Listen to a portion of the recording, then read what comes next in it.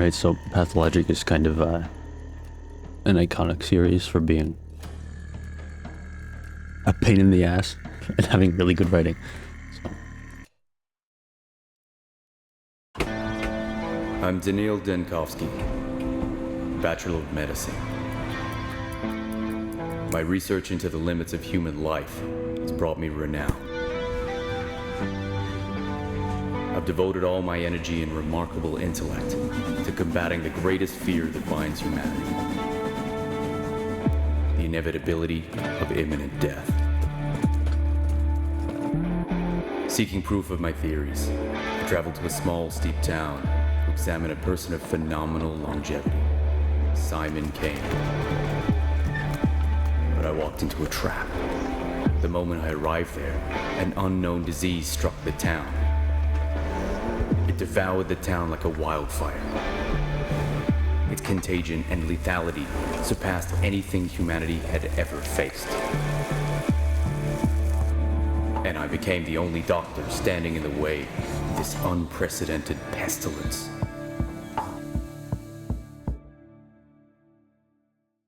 Standard Pathologic setup. That's just one of the characters in the original Pathologic, so I don't know. Those you love doctors. It could have been me if I logged in.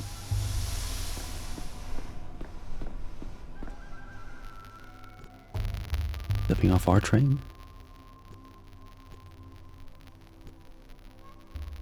Why are you staring at me like a cow at a new gate? My luggage is being stolen in plain sight. Right. You city folk always take 20 trunks of shirts with you, or did you manage to cut down to 10, sir? Shirts? You do with my equipment's in there. Do you even know what a microscope is, let alone the one-of-a-kind anti-dispersion device prototype? Well, why didn't it make the kids disperse? It's anti-dispersion. I mean, it's not for that, but any more than a microscope is for hammering nails, which is the children are probably already doing while we stand here talking. Aye, hammering nails is usually best done with a hammer. Says so right in the name. Are you going to help me catch the thieves or not, genius? Just kids being kids. No need to be mean to them. What, should I thank them? Give them candy? Exactly. If you need your shirt so badly, why don't you go looking for the tots that ran away with them? Just ask them nicely.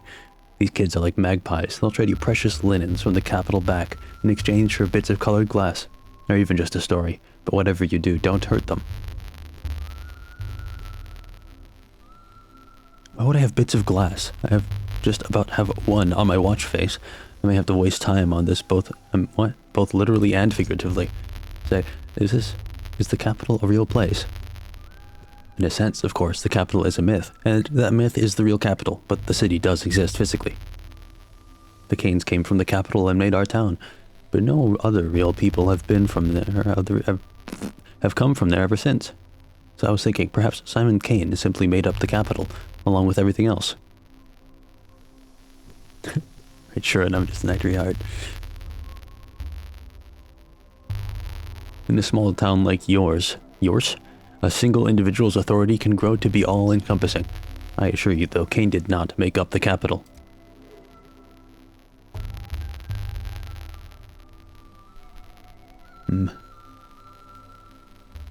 Sometimes I need to take a step back from the moment and think logically through something. It helps me put the picture together. It helps me put the picture together, okay? Left in such a state.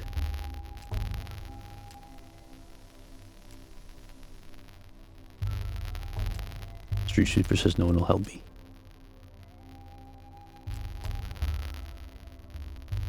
I have to follow the thieves.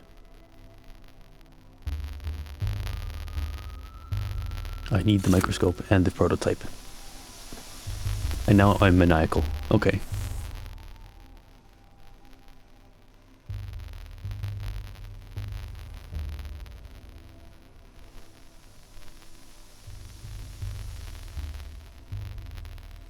I'm Candy Mortal.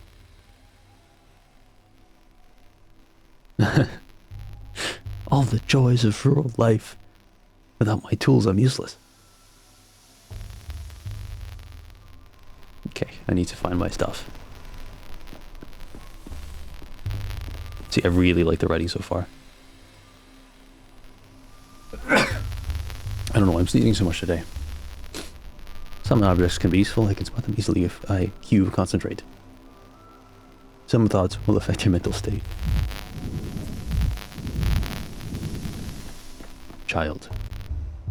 Hey, eyes on us, I love the way it just like zooms the fuck in, but it's like kind of positioned well instead of being just like Bethesda-esque. Hey, eyes on us. Hey, eyes on us. The thief's seen us. The thief. Mr. Thief, are you for real? Say something in thief speak.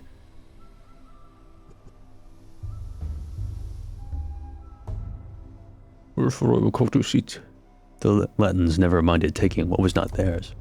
Thief, thief, you stole the train's heart, you did. Just ripped it out and stole it, and now it'll die without a heart. Many creatures in this world survive perfectly well without hearts. A train, I believe, would belong to the order Crassiclita. What? Crassiclitillata. Worms. They don't need hearts. Are you stupid, mister? Worms don't look like that at all. They have arms and legs and a forehead and 2 hearts, one in his chest and one in his wife's. And bristles. You forgot bristles. What bristles? Have you ever seen a worm? They're bald. Not just a thief. You're a dummy too. Haha. Listen, boy, enough jokes for today. I've come to this town on important business, which I cannot conduct without my microscope and my prototype. Please return them to me. Hey, hold on. No need for all the begging and the politenesses. What did I even do to you anyways? I didn't take nothing. It was all Jeshka. My microscope and my prototype are precise, delicate instruments. If they break, they'll only be scrap metal and glass. They'll just die, like the train. You don't want that, do you? I don't. Then tell me where Jeshka's taken them. Jeshka's taken the heart back to go fix the train. That way, to its face. Am I snitched now, Mr. Thief? No, a snitch is someone who runs off to inform without being asked to do so. You're an honest witness.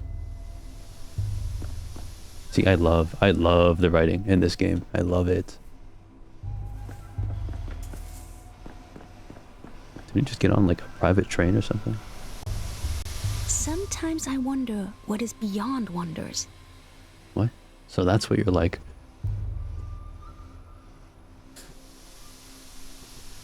Dead, tired, and covered in dust. Daniil Dankovsky. Daniil Dankovsky at your service.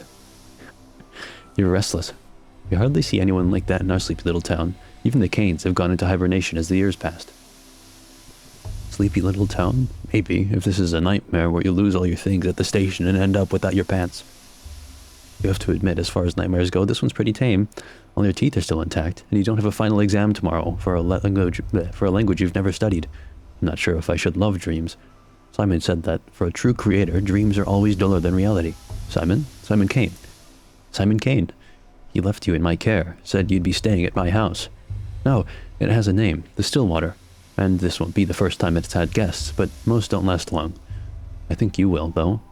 I've already prepared everything. Most don't last long. Is that a threat? Of course not, silly. The Stillwater is just a very unique house.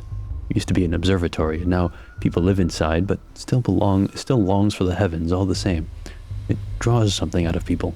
You'll see for yourself. I'll come when I sort out my missing luggage. We've got interesting kids in this town. Before I knew it, I'd already lost my suitcases. I am so maniacal right now. And she's gone.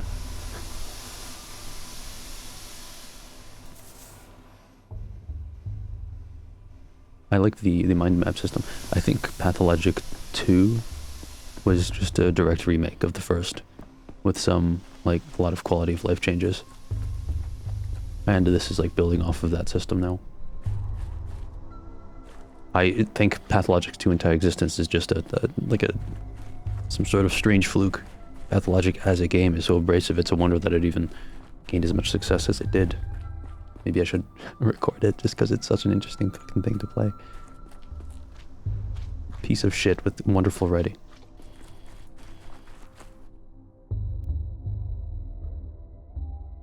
Oh, yeah. I'm following the trail of my luggage.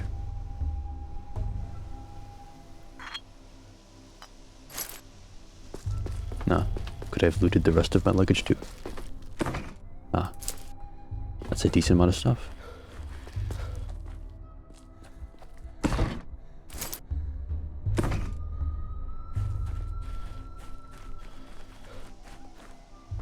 Performance is a bit lacking, but that's kind of my fault for cranking the settings.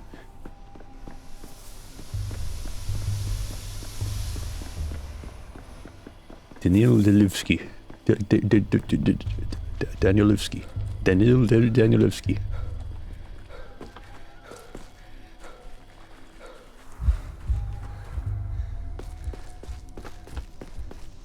So full of apathy right now. What happened? I'm so full of mania right now. I'm so maniacal. Such a maniac. Already we're starting with so many more materials. What's this about? These guys again? I really ought to play Pathologic 2. Played 1 back in the day, but only once. And I barely scratched the surface, and I don't remember anything now.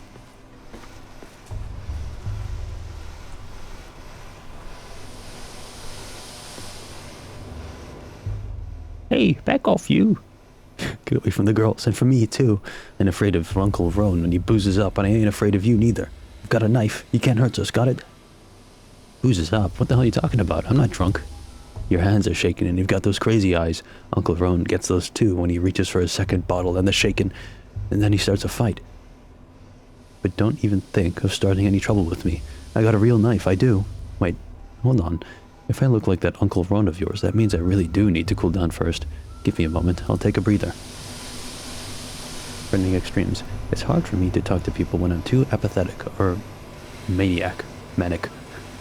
Apathetic or manic. I need to stabilize my condition first. I'm a buzz with mania. How do I reduce my mania? Head swing. My state of mind can be changed with drugs. Some make me more apathetic, others more manic. I need to keep an eye on my mental state and supply of drugs. So, of course, we're playing as someone who is deeply...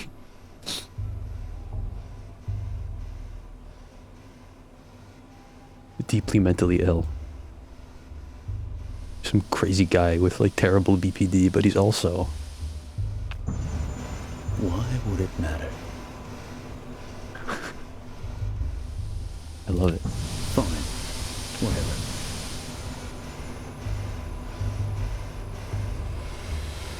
I'm so normal. No, it's quiet. It's dead already.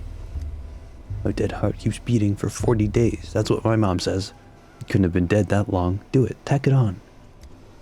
I love all of the strange things people say, but they mean something. It won't fit in there. It just won't. Told you we shouldn't stick it in the... We should have stuck it in the belly, not the mouth. Life's in the belly. Everyone knows that. Nope. A locomotive's life sits in the front with the driver. That's where the fire is, so the heart should be too. That's what Boulder told me. You're Dutchka, right? You're correct. A train's life is in its locomotion, which is housed in the front. Ah, be gone, foul snake. You killed the other trains, didn't you? It's because of you they didn't come to us no more. We were wondering, and we don't know why they keep dying. We got a whole graveyard. They're all rusted up, and they can't go anywhere. And it's because of you. You stole the train's heart for yourself and carried it away in a suitcase. Now the train's all dead. The train stopped coming a long time ago. It can't be my fault.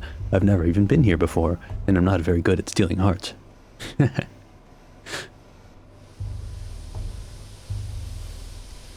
That's true. Never seen him before. Seen him here before. So he steals hearts from the future, then. Steal hearts from the future, mister? You said yourself the train's heart is at the front. I rode in a carriage in the middle. How could I get to the heart, then? Through the bowels, like all Menku do. You don't get to the heart through the bowels, my young friend. You had quite a different body part first. Without it, the train stopped wailing. Stopped moving, too. That means it's dead. So this is its heart. Obvious, right? I don't know how to make you all understand that my prototype has nothing to do with the train. Look, they're made of different metals. Well, you know, a man doesn't look very shiny on the outside either, and inside he's all red. No, he's right. The body has different layers, but all the meat is made of meat. That's what Grandpa Barack said. Barack. Look, my prototype is not the train's heart, and it certainly won't repair it. But it's an interesting thing in itself, so let's make a deal. You give it back, and I'll tell you how it works. I don't know.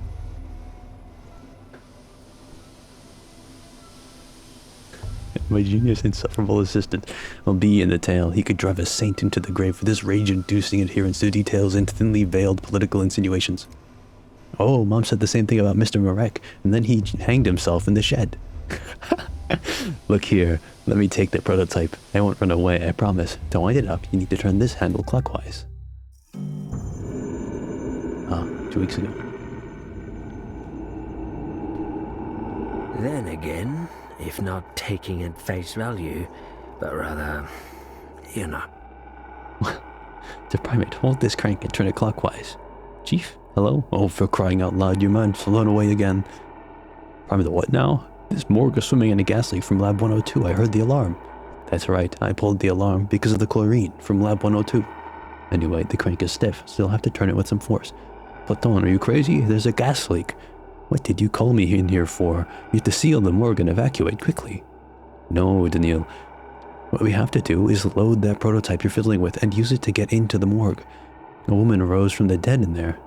And it will be, I think you'll agree, extremely frustrating if she dies again. We must get her out. Let me repeat. No, an unenviable fate indeed. I was collecting tissue samples to determine the onset of rigor mortis when I heard a noise. I turned around and, holy smokes, a woman was sitting up on the gurney, stiff as a poker, rasp in her throat. I started toward her, but then I smelled the gas and pulled the alarm lever.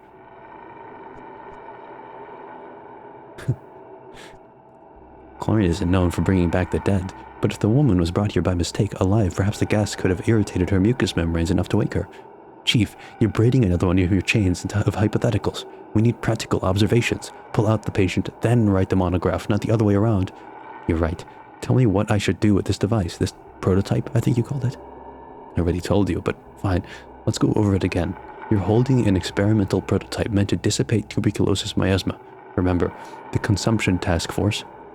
Kaufman, Gorski, Anastain. At least the gas hasn't done you any lasting damage. A million little details as always. That's reassuring. It'd feel even better if we could leave this morgue. This magnificent gizmo disperses an aerosol of disinfectant. First, you load the prototype. There's bottles of solution in the beige cabinet. Best set it on the table while you load it. You can't do it while you're holding it. I wonder if this will work against chlorine, though considering it was designed for mustard gas. Next, you wind the prototype up. To prime it, hold this crank here and turn it clockwise. The crank is stiff, right? So I have to turn it with some force. How did you guess? And then I just release the contents into the gas? Correct. Wind up the crank, then release. The gas should dissipate, theoretically. Wind, release, dissipate. Repeat until you reach out a resurrectee. Just remember, the chlorine will keep coming while the supply of solution is finite. Just try to be as efficient as possible, Chief. What about the deceased woman? Where is she now, and in what state? The formerly deceased woman, Chief. Before the gas became too thick to see through, she was sitting on a gurney at the opposite end of the morgue. From there, I know as little as you do. She may have gone back to being deceased. The chances are infinitesimal, but if we really are dealing with a spontaneous resurrection, and if we lose the patient, I'm going to commit some crime against humanity.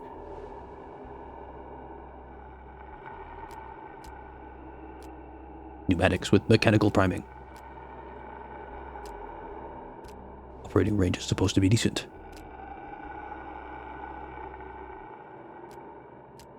Need to spend fluid wisely. The morgue corridor is like a maze. To hold the prototype, I need a stimulant, an anesthetic, and a toxin. First thing we teach the best stuff is in the beige cabinets. They should be here in those beige cabinets. Evaporate to residue goes in. Evaporate. Huh? Add the ingredients one by one to set up and heat up. Should be enough for 20 uses.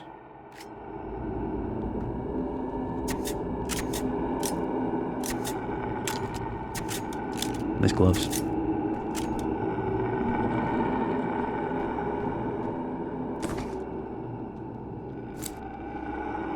Toxin, stimulant, anesthetic. Well, what do you know?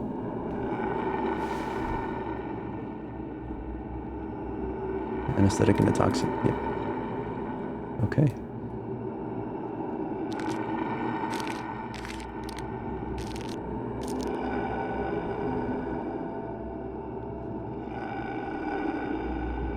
It should be good for a little longer. Okay. And is that the load?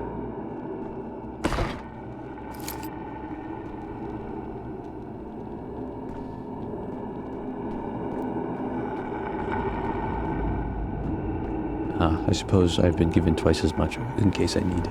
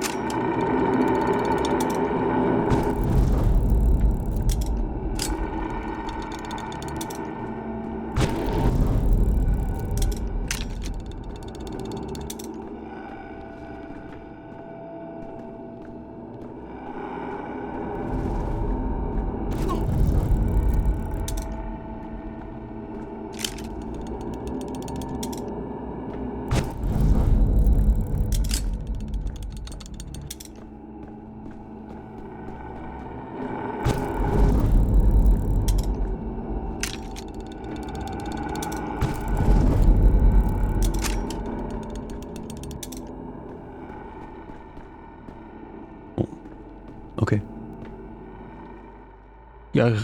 Are you Death? You have Death's eyes. I have the eyes of a man who's just walked through 40 meters of poisonous gas without protective goggles.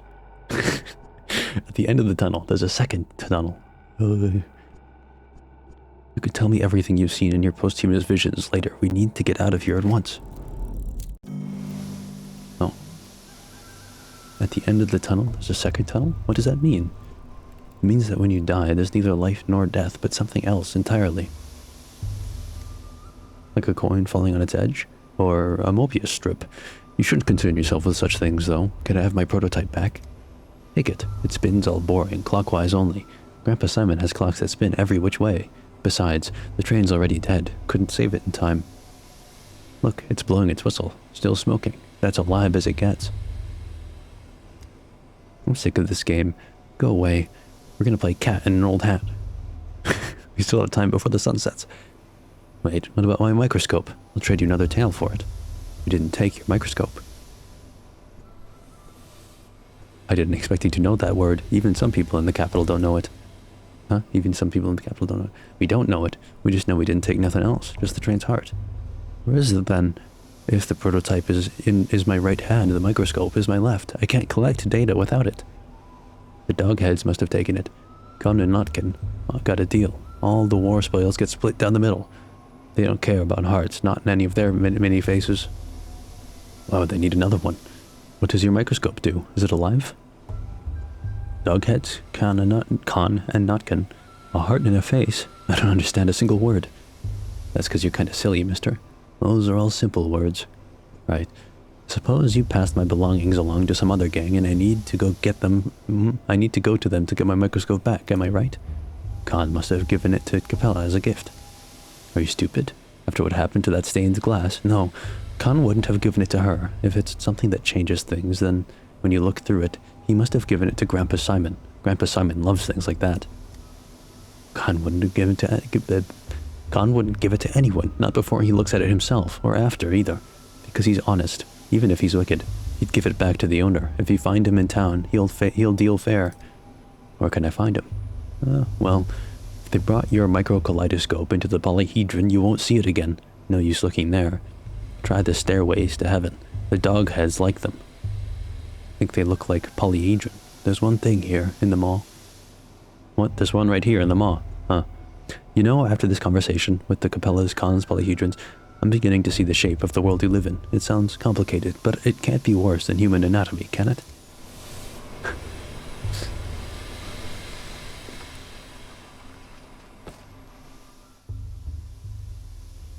Got the prototype.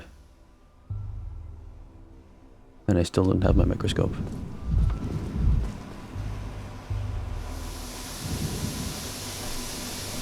Our supervision is actually very, very cool.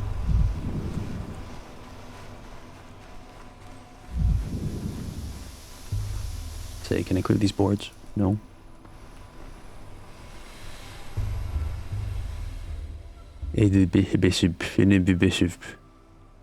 Bishop. No. Orbis plena est. Go away, Snake Man. You've got sharp heels. Some kids ran through here with my belongings. Did you see them? We gaze at the earth. We do not pull us away from the earth. Then I shall not presume to divert your attention any further. These guys do not care. They've heard of an elephant man. Is this the worm man, then? I've only seen such poor disfigured creatures in an anatomical theater. They are quite disfigured.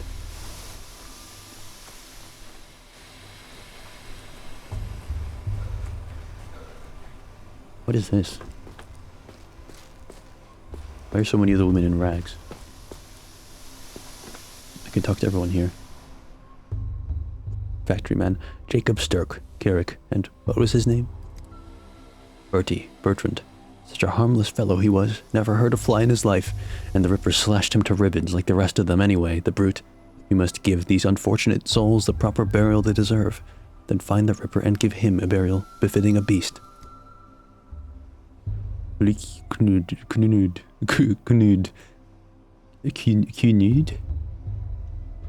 I don't know. Do not act rashly. Give Carrick to me. I'll pay you back in kind, in herbs, in blood. What do you mean, give Carrick to you? You want to take the corpse? Are you crazy? Why are you looking at her? Why are you even speaking to her? Be gone, witch. Do not speak to me, stranger. I have come begging for food to give Suok. Begging for tears to give Mother Bodo. I speak to the blood of Udur, of our town. You are not our blood. My eyes do not see you, stranger.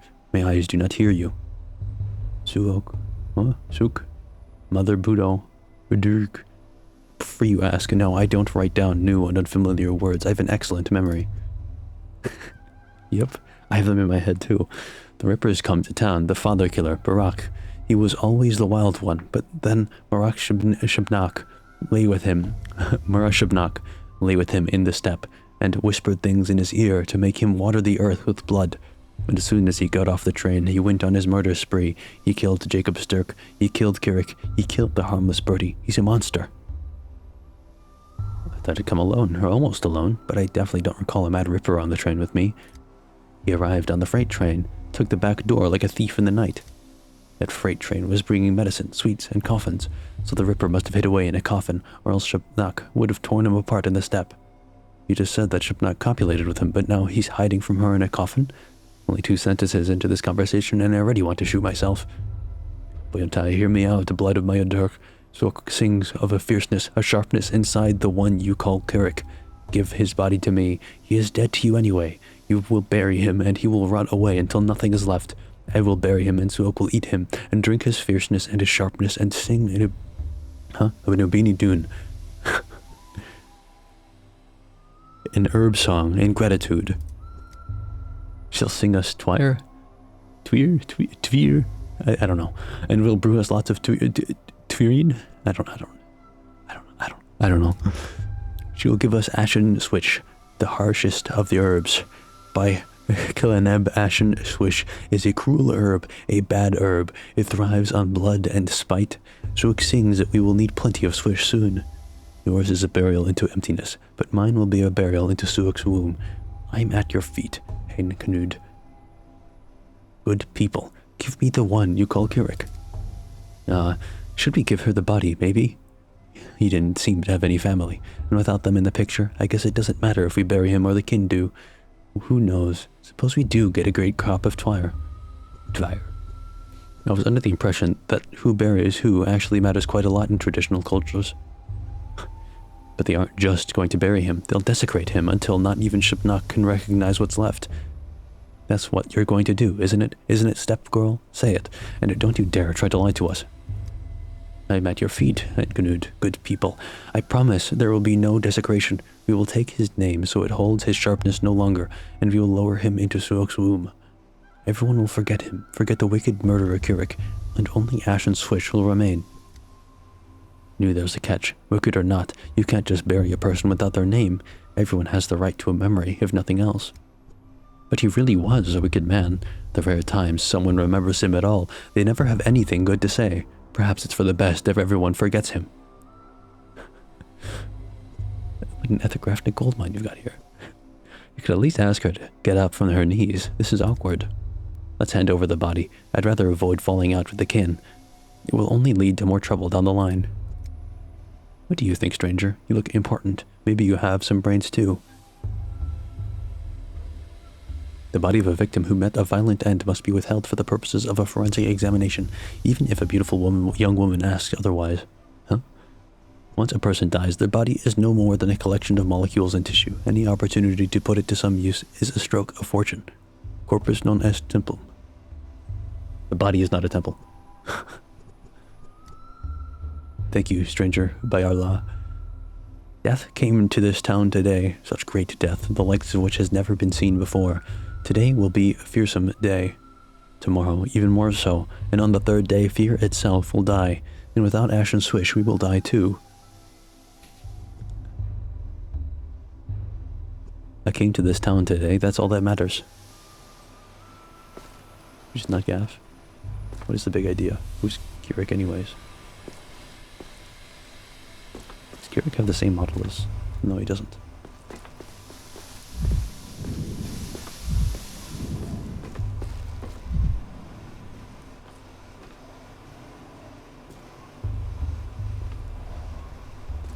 Holy mother of smokes. Goodness. Gawkers. I didn't realize you could see what he's thinking about people. Is this a costume or a disfigurement? What's wrong with it? It smells of rotting soil. Very cool. I forgot you could do this. This is my prototype in their hands. They're not bashing against the rocks at least. That's true. This is really cool. I really like this so far. I have to play again. I have to play again, the original.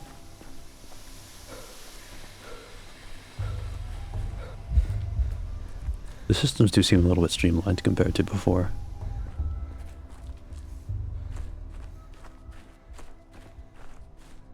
Wonder what people will think of that. Maybe they're trying to try harder to make something more consumable. Locals believe in Shavnak, a mysterious step golem in the guise of woman. It's like I've stepped out of time, not just traveled far from home. Oh, the coffins. Never have too many coffins. Birdies, birdies, gather ye around the marble nest. They're important here. Why? I suppose there aren't many trees in the steppe.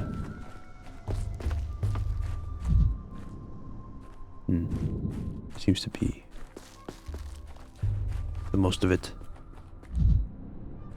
Locals believe in a Shabnak, a murderous step golem in the guise of a woman. I like how sometimes your thoughts are just laid on the wall. Wisdom's good to possess. Better still is cleverness. When you look at that, a customer. Keep walking, customer. This shop's appointment only, and I don't recall your name on the list. I like how these guys just have a name. Hold on. Okay. Did I read this already? Would you look at that, a customer? Keep walking, customer. The shop's appointment only, and I don't recall your name on the list. From a distance, they looked just like coffins. What did? It looked like a giant bird was nesting by the train. Birdies, birdies, gather ye round the marble nest. I can't recall where that quote is from. That's quite a bird indeed. Small in stature, but great in spirit. Hell, I like you. You're lucky he likes you. He's a handy acquaintance. We've got plenty of shops in town, but our warehouse keeper here can get it for you wholesale. Just look at these boots he snagged. Scarlet.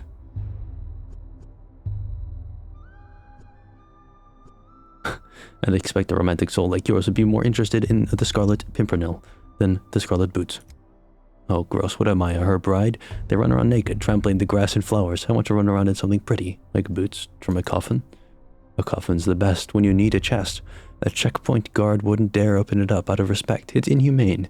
Meanwhile, it's overflowing with 100 pairs of scarlet Saffiano leather boots, tax and duty-free. Saffiano leather. Those are bog-standard military-issue boots that have been dyed wrong. You a tax inspector? No, but that doesn't mean I approve of illicit trade. No. I can't imagine a duller job. Keep your nose out of other people's coffins, then. When someone goes in, who knows what happens? Maybe they never died. Maybe they never existed at all. Indeed, no one knows what happens to someone once they go into a coffin, but I intend to find out. I mean, they're half-decent boots.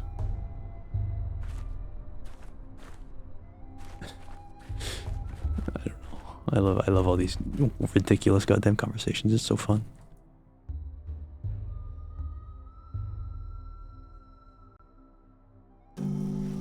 Bing. No, yes. I want to hang left. Material world, the mind is affected by interactions with specific objects. They're easy to spot if you enter concentration mode. It was quiet in Thanatica. Ah. I am... This is bad.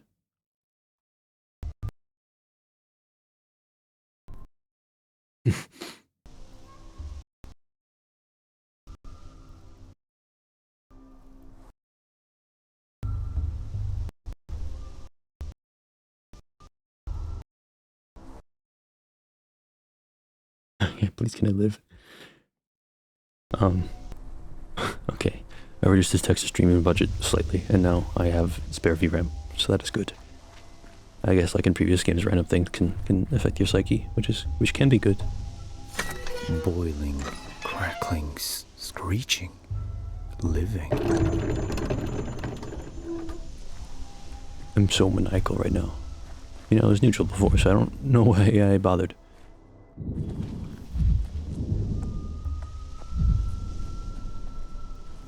I like that you have the, Pazzy now.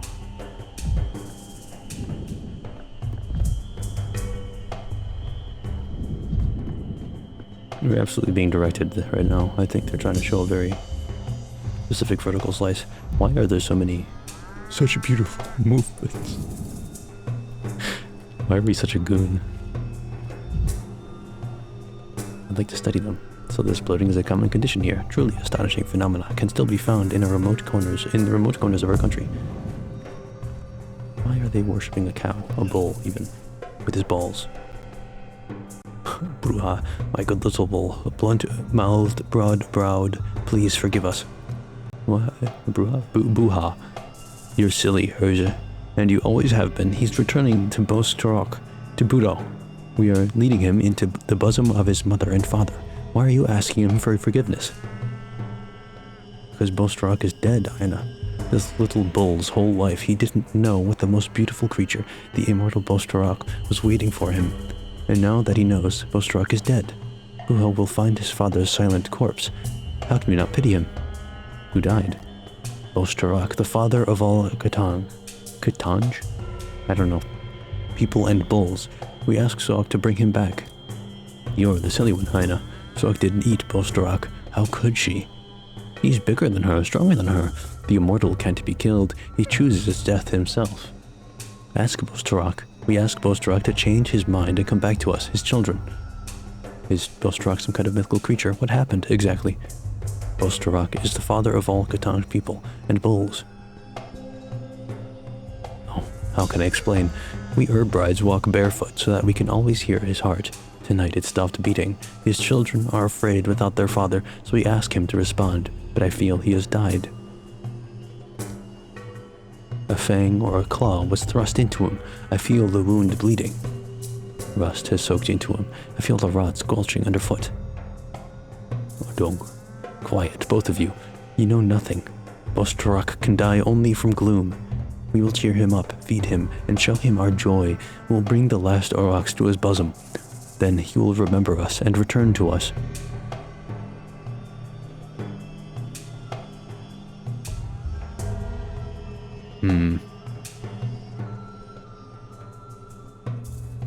Clearly your Bostorok is a mythologium, but it must have some basis. I wonder what. Mother Bado is a blind, loving mother, the warmth of the earth, but Bostorok can not only bore us, he watched over us. We lived under his watch. Now the town is without a beholder. Azagalag kun. We're all blind worms now. Mugar, bad. A worm is a worm, a human is a human. A human is meant to see, to build. Look around, beholder, what do you see? A town where the sacrifice of live animals is permitted in a residential area.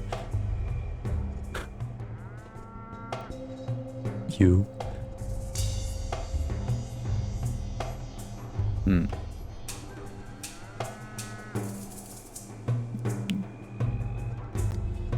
haven't looked closely. Go further to see our celebration. Look at the last aurochs. What do you see in all this? Tell Gula afterwards. An aurochs is a big bull, right? I'll look whether I want to or not. I don't get it.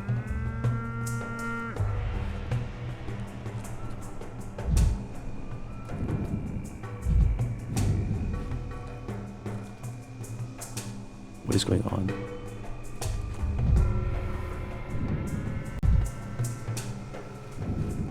A mirror. I'm not going to break the mirror, thank you. Ah.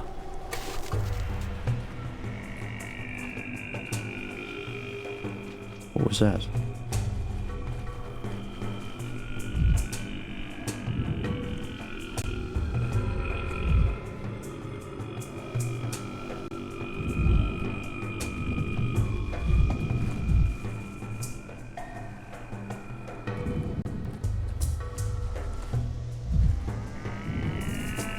I guess we already had the conversation that could be had about this. What is going on? Can I please run past you? My eyes touch you, beholder. What was that? I just saw some sort of... What did you see, beholder? I saw rot and plague miasma spreading from a carcass, and a sanitation squad burning it with fire. That was tomorrow. That will be yesterday.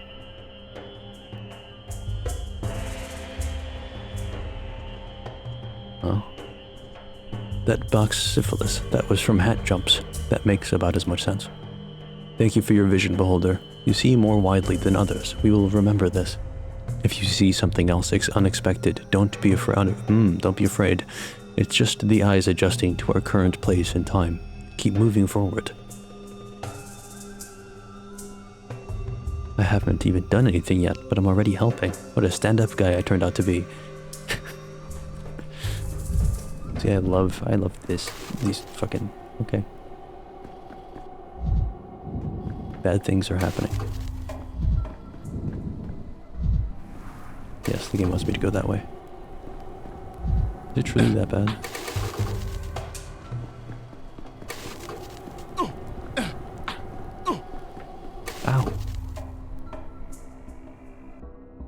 Ow.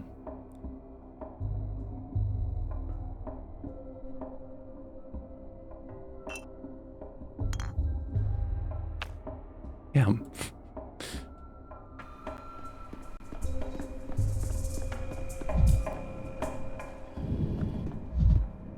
Wow, quite the artist.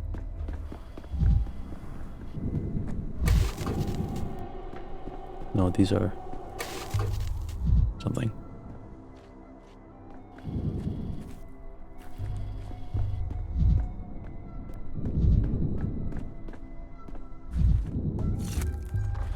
Vibrant. Everything's so vibrant. I don't know.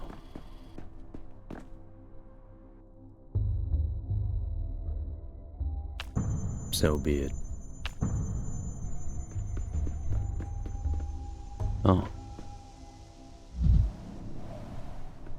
Theater is just a relic of the past. Cinema is the real future of art. Oh no.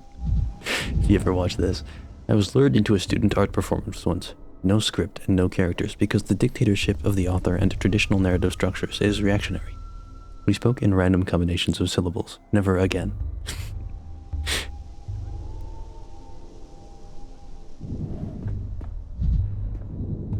Mind you don't step off the stage and break something. Mark Immortel. Ah, there you are. Finally, I thought you'd forgotten our agreement. I hope you're ready. Have you memorized your lines? Of course I did. Always have 2 or 3 lines ready in my mind, and I choose one before responding. Tragedian. These guys are supposed to be sort of fourth wall breakers a lot of the time, I think, in the original. I take no joy in seeing another player who likes to improvise. Your charge is but to read your lines and not invent them. Wait, is this really the guy? Looks about the same, but the outfit's all wrong. Did our guy wear a coat? This costume is more suited to an antagonist. This coat is the latest fashion in the capital, I'll have you know.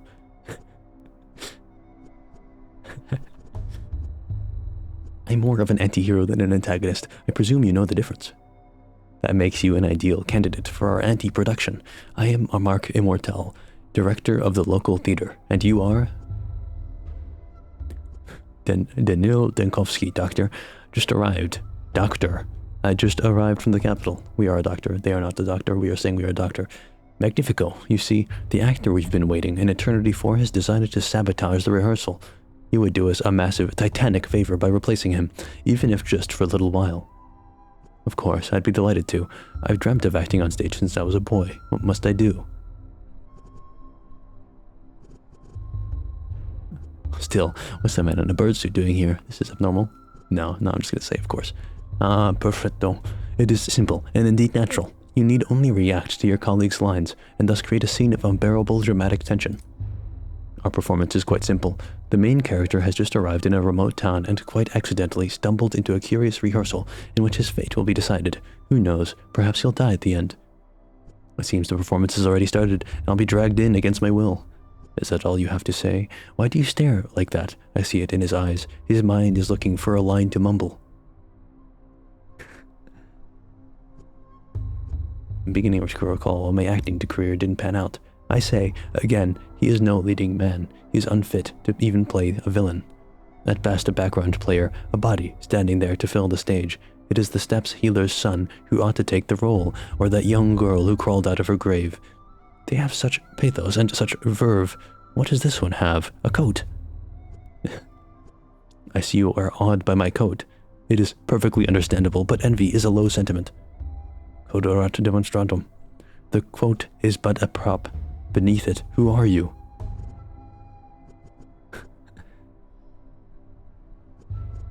A scientist, a doctor, member of the Academy of Sciences, founder of the Thanatica Laboratory. And you? Who are you behind the mask?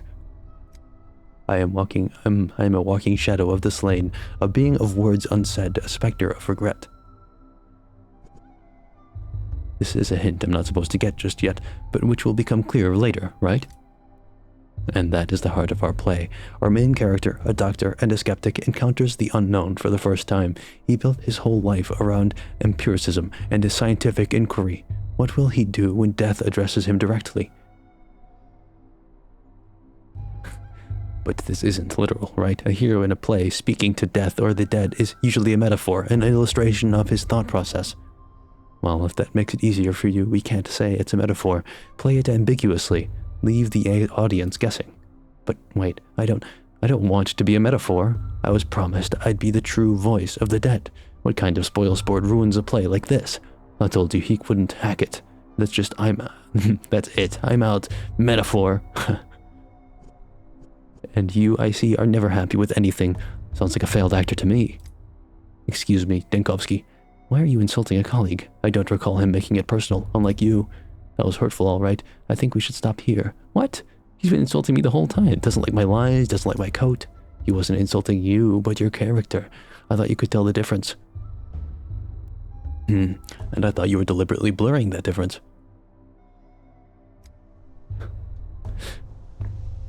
This is awesome.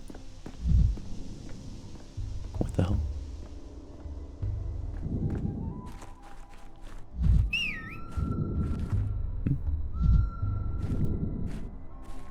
Child.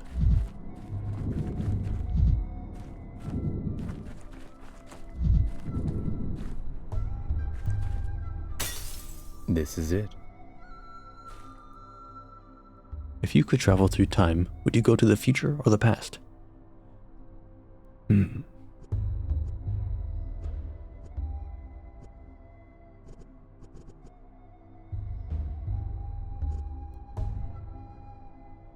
near future to see what humanity has wrought.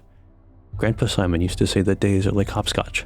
Usually they go one after another, but sometimes there's two side by side, and sometimes you have to jump backwards. Did you steal my... Does Simon Kane know many games? He's the only grown-up who gets games. Everyone thinks they're just silly things for kids, just running around or scoring a point, but Grandpa Simon knows how games should be. I bet he could even enter the polyhedron. Whatever that thing is, I've been told I'll never see inside it. My place is already with earthly matters, apparently. Answer me, did you steal my microscope? I did, yeah, but I gave it to Phil. He's over there, on the stairway. How do those stairs stand without support? They stand like the polyhedron does. You keep bringing up this polyhedron. Well, whatever sort of creature it is, it can wait until later. My microscope.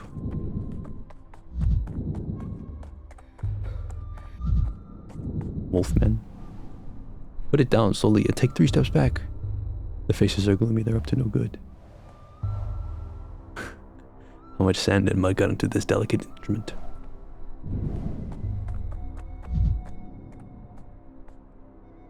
There was something at the top, was there not?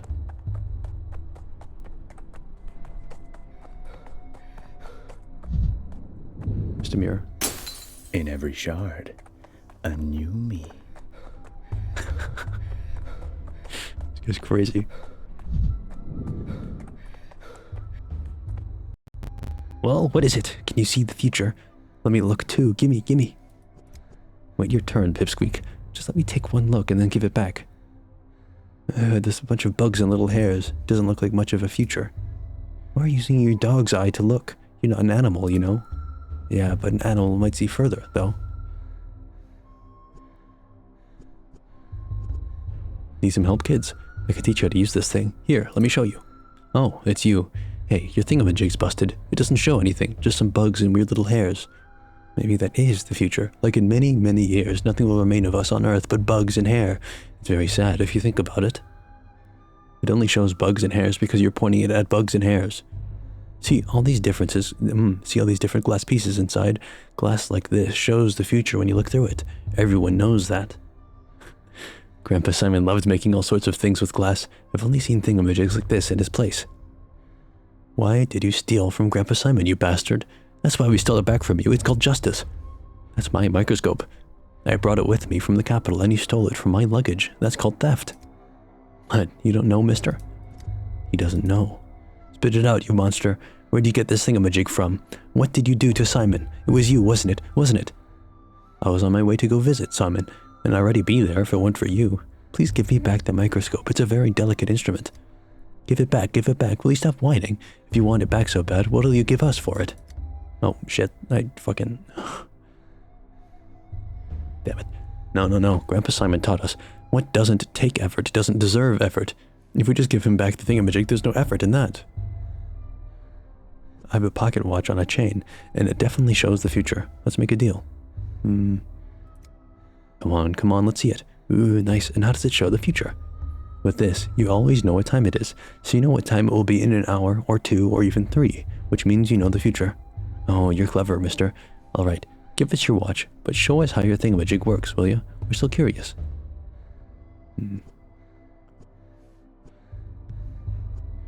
Hold on, I need to check if it's broken first. You might have been using it to hammer nails.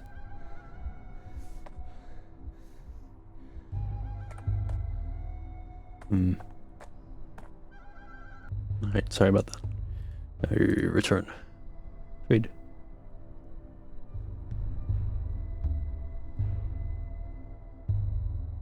Okay. If you want something, I need to give something in return. I can do this by putting items in cells on my inventory.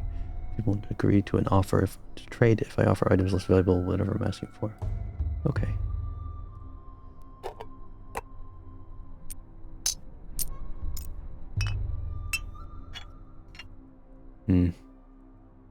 Not exactly doing anything.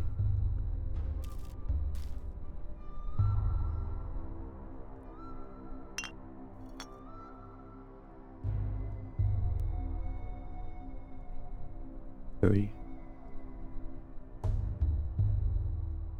Well, there's not even a day. I am quite convinced. Poison solvent. Need these, probably. I'm not exactly in the great need of tobacco. Let's give tobacco to children.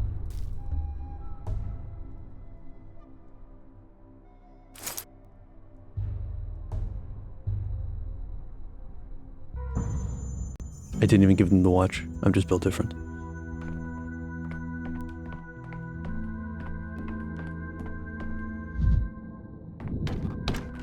Just immediately do something else?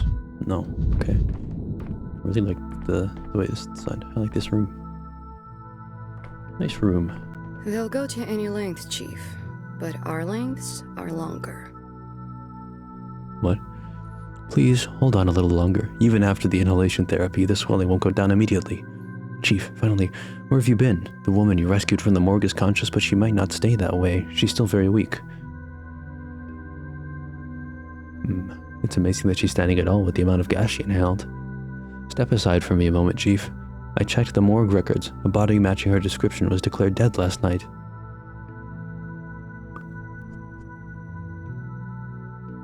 We're searching across the country for miraculous resurrections, and one springs up right under our feet, in our own morgue. That's irony for you. I'm not claiming it does, but imagine for a second. No, let's stick to the facts. I spoke to the director. I spoke to the orderly on duty last night. He also claimed our subject showed no signs of life, and Platon himself was there when she showed up. when she woke up. When I reached this woman through the poisonous fog, she herself insisted that she had died. It's not proof, but she must have had some reason to think it. We can't miss this opportunity. Unfortunately, the subject is having trouble speaking. All that time in the gas has weakened her voice. I've rinsed her mucous membranes and performed inhalation therapy, but we can't conduct an extensive interview. Shame. A first-hand account could point us in the right direction, but there's always a physical examination, or taking a sample. Or an examination of her personal belongings. She came into the morgue with some items, though I haven't had a chance to go through them myself. I left them on the table by the back entrance. Will you take a look, Chief? Perhaps there's a clue. Ma'am, would you allow us to examine your things? Spontaneous resurrectee. Oh, okay. Hello, do you remember me? I'm Bachelor of Medicine Danilo Danikovsky, head of the Thanatica Laboratory. Last night, I saved you from the sight of a serious gas leak. The man with death's eyes. Let's not wax poetic. My assistant provided you first aid. I hope you're feeling better. But now we need to understand more about your condition. I died. Tunnel after tunnel. Wait just a moment. I'd like to examine your belongings first. The ones you had on you at the morgue.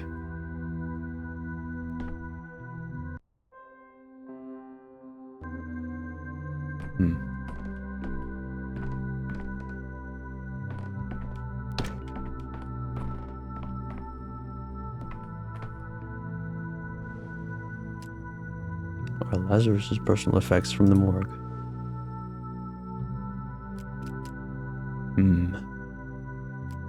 Two herbs. Herbs, not a bouquet, looks medicinal.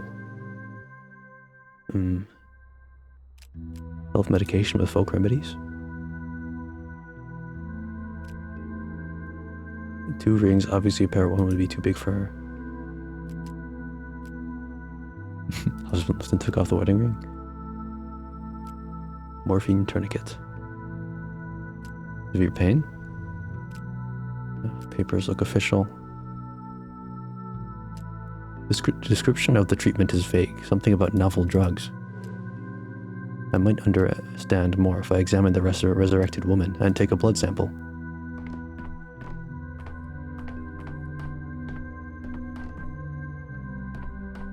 This is very directed so far, more than I think the way the previous games were. Breathing is a bit easier, but talking is still difficult. You can stay quiet for now. I just need to examine you. Oh, okay. Pale and gaunt, looks exhausted. I should take a look at her blood sample. The skin here is seriously damaged. I suspect it is due to her contact with the gas. Likely the same for her red eyes and mucosal burns.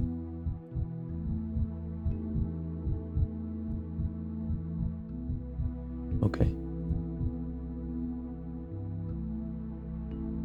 I caught the time is being spent, but I don't know. Arms. I don't know. Oh, it's only 1 minute, I assume. Minutes. Hours. Spending a minute looking. Bruising from repeated injections. The consequences of attempted resurrection. Morphine? She did have some with her. Only on one side of her arms. The same damage. Bruising, redness, a rough injection. Seems like she had an allergic reaction. She signed a consent form for experimental treatment at the institute. Yeah.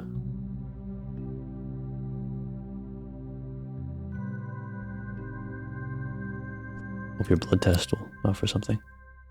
A disease affects various bodily systems. The microscope helps identify which organ is affected. Tissue samples are placed on glass slides. An assistant ensures that slides are sufficiently supplied.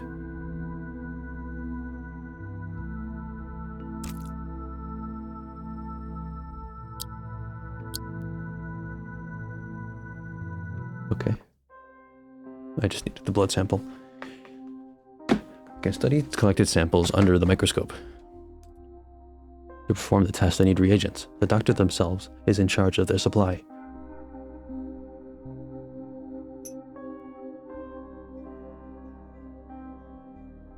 That's interesting. Why you would need a reagent to look in a microscope. By adjusting magnification, I need to find red bacteria in the sample. To adjust the focus, allow me to see the bacteria better. The lifespan of culture is limited, I must act quickly.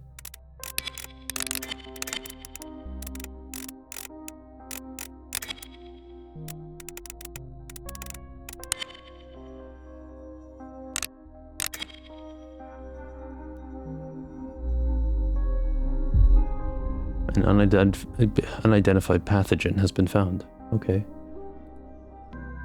They were infected. Rest, and I'll take another. I'll take another at the things you had with you when you arrived at the morgue. One last logical avenue remains. Pathogen. Together with the examination and tests, the picture is more or less complete. Our miraculously resurrected woman has late-stage leukemia and injection marks on her body.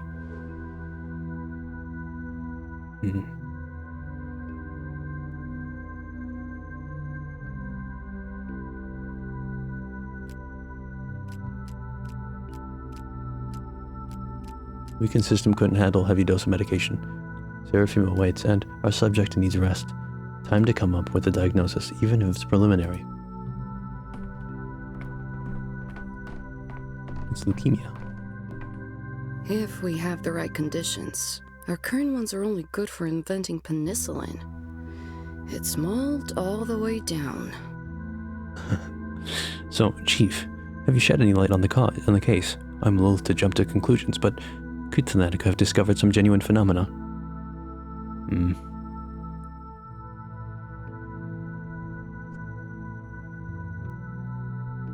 I don't know. There's an allergic reaction on the legs, but some of it might just be the chlorine.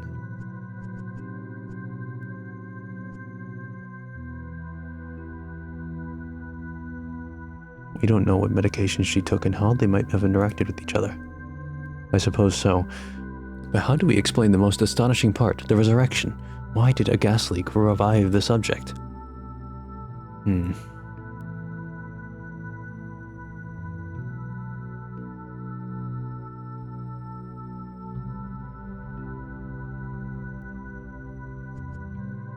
It could be the adrenaline. I think the first is the most appropriate thing. We need to investigate more. I don't know. We may need to strip the two different laboratories down to the baseboards. The one where the subject's supposed death occurred, and the one with the gas leak. We can use a chemical analyzer to see what might have reacted. So you think it was a mistake? The subject ended up in the morgue due to negligence. She wasn't actually dead yet, and by coincidence, the unaccounted for factor revived her.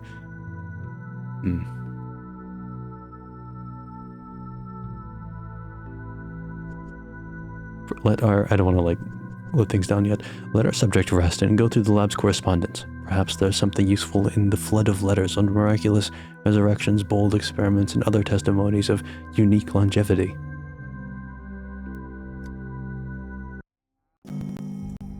But does that mean she wasn't dead after all?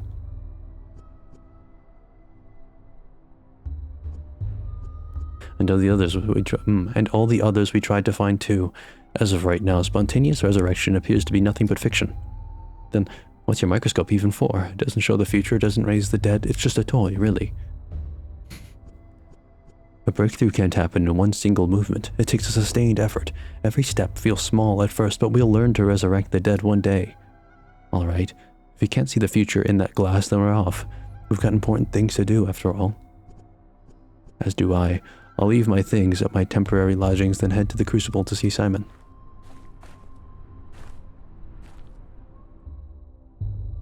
I have my watch. I have, presumably, my microscope, which I cannot see in my inventory now. Whatever. Okay. Huh.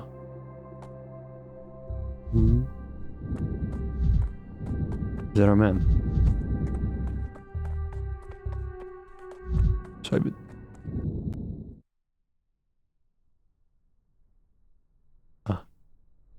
Folders, sticks, whips, and wigs. The inspector. But no coins.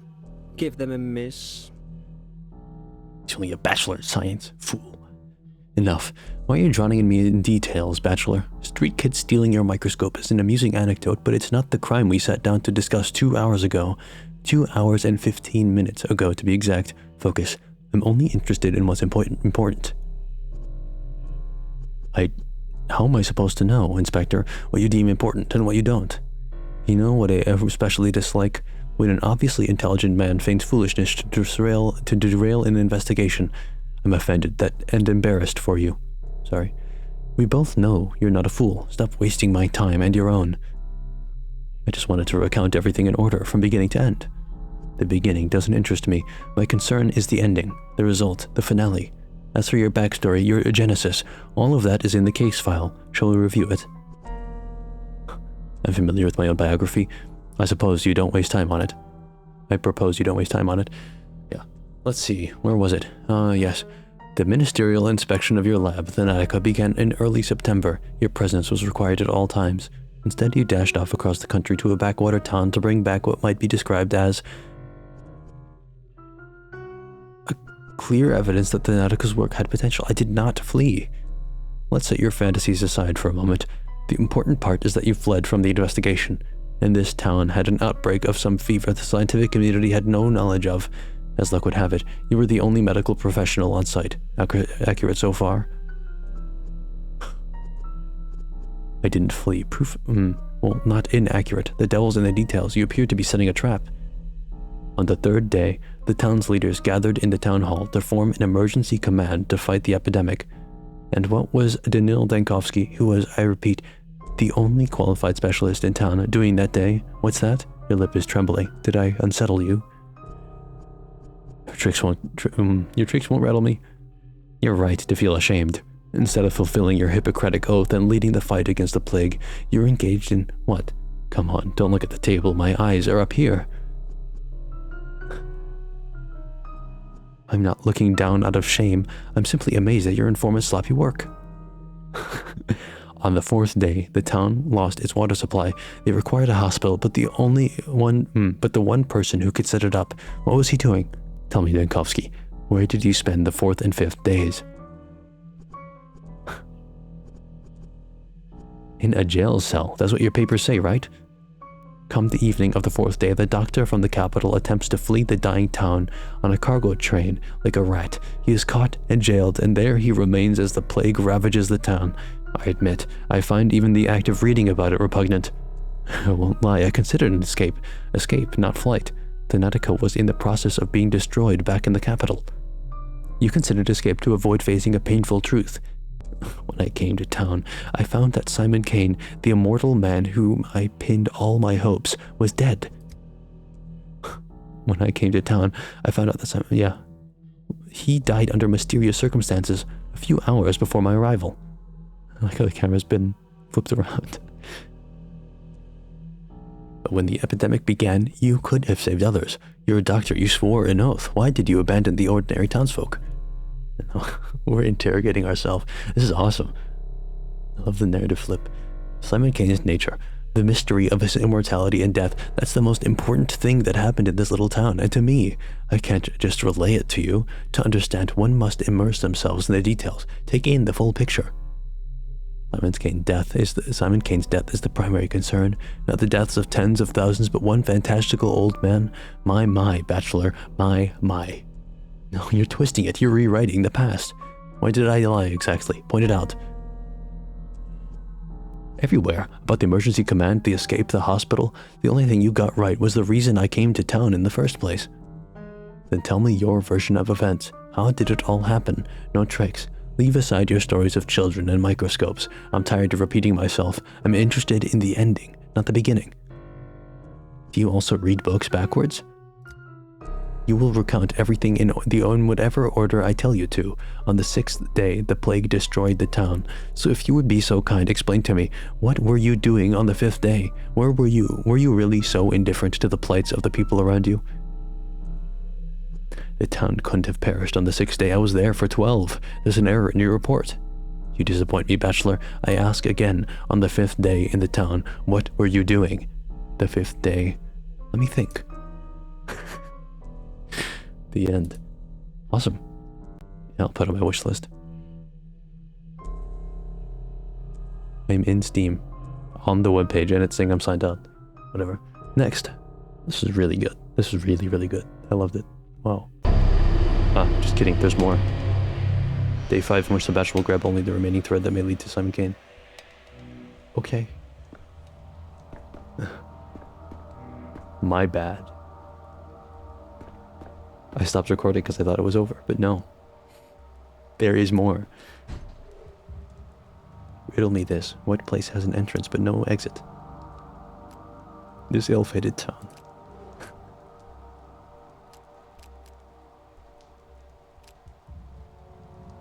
You tried to save Thanatica, but the powers that be will destroy it in a month. An immortal man was your last chance to validate your research. Without him, it's all just a delusion. You deserve this.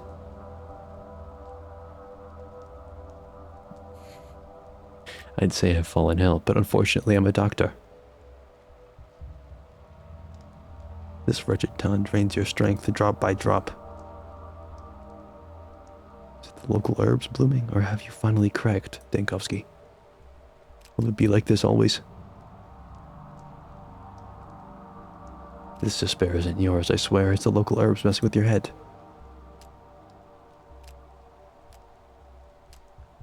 Splash your face with cold water.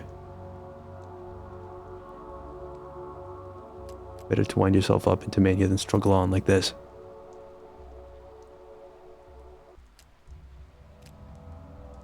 We'll discuss the harmful side effects of stimulants on your health another day. Hey, you there, let me out already. Mania and apathy. Apathy and indifference are constantly rising. To move faster, fight apathy by increasing mania. Increase your mania to go faster. Awesome. Capella. Daughter of Fat Vlad Holgimsky. Local magnate and master of the town's industry. Blood of his blood. Local kids named her Capella for her ability to point out the celestial map in the night sky. I heard she holds some inexplicable power over the town, but I dismissed it. That was a mistake. If only I could live a year longer. A whole, endless year. Out, living soul. You keep me caged like a dog all night, and now you acknowledge I have a soul? Who are you? I am a mistress. Well, a future mistress. But I think you'll agree that future and past are relative concepts. Aren't you a bit short to be a mistress? How old are you? 14, 16? Future mistress. But my father can order 100 men into the Gorkon to drown. And they'll do it too, since otherwise they'd starve. So people do listen to me. Oh, I see. How did I catch the interest of the local princess? I want to help you. How are you feeling? Terrible. I need sleep.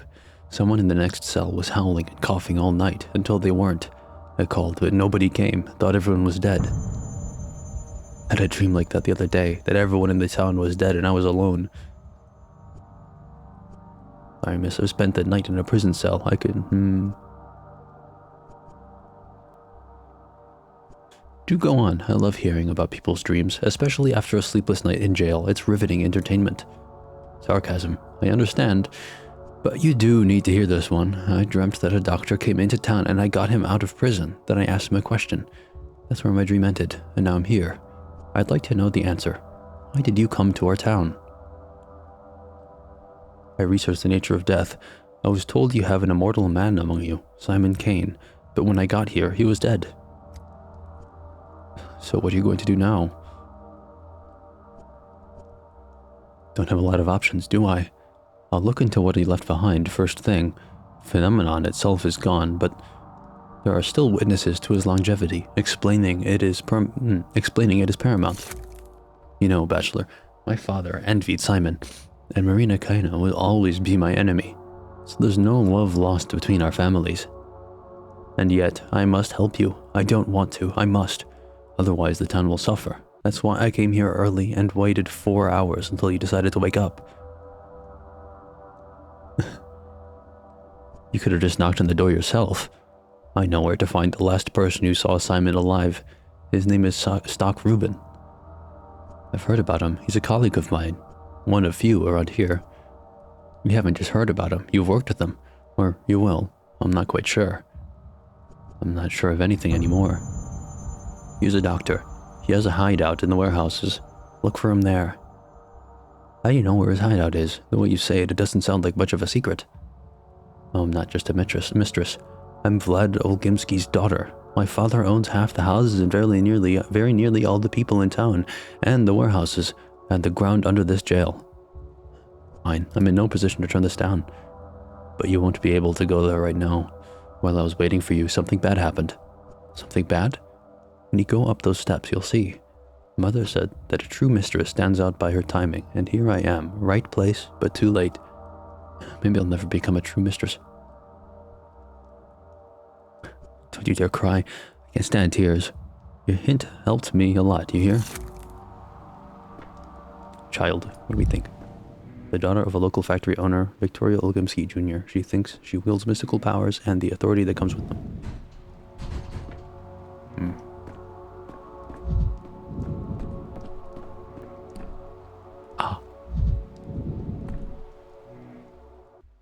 Alexander Saburov. The Saburovs are the load-bearing bones of this town. Hard, dry, and colorless compared to the other two ruling families, order rested upon them. When I arrived, Governor Saburov pinned all his hopes on me and hated me for it. He thought the star from the capital would show the Kanes and Olgimskys how dangerous overreaching ambitions could be. Alas, that star proved to be another dreamer. A learned man knows the contents of everything and isn't content with anything. Dankovsky, before you ask, I allowed the girl in. She is Olgimsky's daughter, and she interceded on your behalf. But even if she hadn't, I wouldn't have kept you here. You threw me behind bars yesterday, and today you're already setting me free. What a mercurial tyrant you are. What were you detained for? Lapses in memory? Let me see your pupils. Don't worry, I'm a doctor. You committed the most heinous crime a doctor can commit. You tried to abandon your patients, to flee the town and save your sorry hide.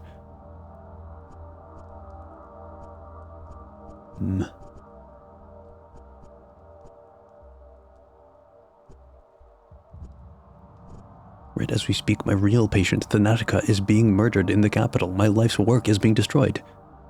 That town is my life's work, and it is dying because all of the doctors betrayed it.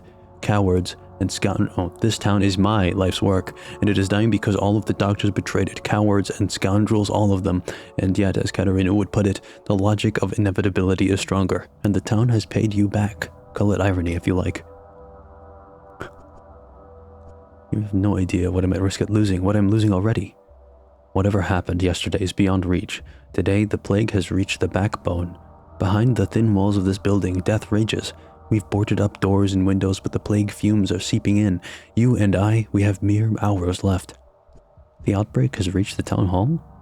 There have been cases of criminals surviving the sacking of a besieged city and prisons. A prison is also a fortress. But our fortress lacks food and water. Outside, we are presumed dead. Know this, Dankovsky. I wanted to punish your cowardice. That much is true. But I did not want you dead. I am sorry. Lucky for me, I don't plan on dying.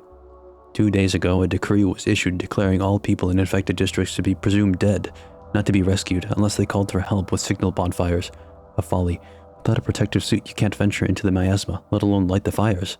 So officially, you and I are dead. A decree was issued, you say, by whoever wields that power, right? Tell it to me straight. You issued an inhumane rule, never expecting to be its victim. I did not issue that decree, nor did you, though everyone pinned their hopes on you at first. You have no moral right to condemn the decisions of those who at least tried to act. Fine, I'll deal with this later, but for us to be let out, someone has to venture outside, right? I'm ready to volunteer. The miasma already seeps into the rooms of the town hall. Do you want me to open the front door? No. Our only chance is to barricade ourselves in and pray for a miracle. I have a device, a prototype. It disperses miasma. With it, I can go through the infected district. A device? Yes, the one you confiscated, along with all my belongings, including medicine, by the way. No. Your gadgets from the capital are just as unreliable as you. I won't unlock the main entrance, risking contamination of the town hall just because you're novelty lighter. At the beginning, you said you weren't going to hold me. Who's breaking their promises now? I can't take that risk. I have an idea. You mentioned the plague is already seeping into the town hall. Where? The far room. We've locked it already. Give me the prototype back. I'll clear the contamination in the far room and prove to you that the device works. Fine. Your device should be in the main hall. Confiscated items are also there on the counter. No one has disturbed them. Take them. After that, they'll unlock the far room for you. But if you fail to clear the miasma there, you won't be let out. I just hope your goons didn't break anything of mine.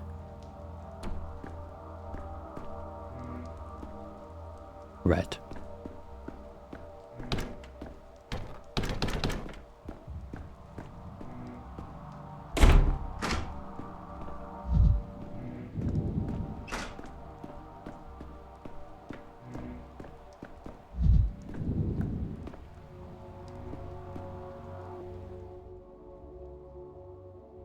Mind map.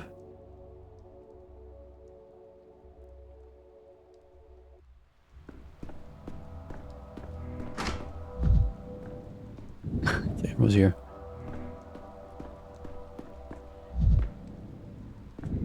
I guess everyone's huddled up in here because of the miasma.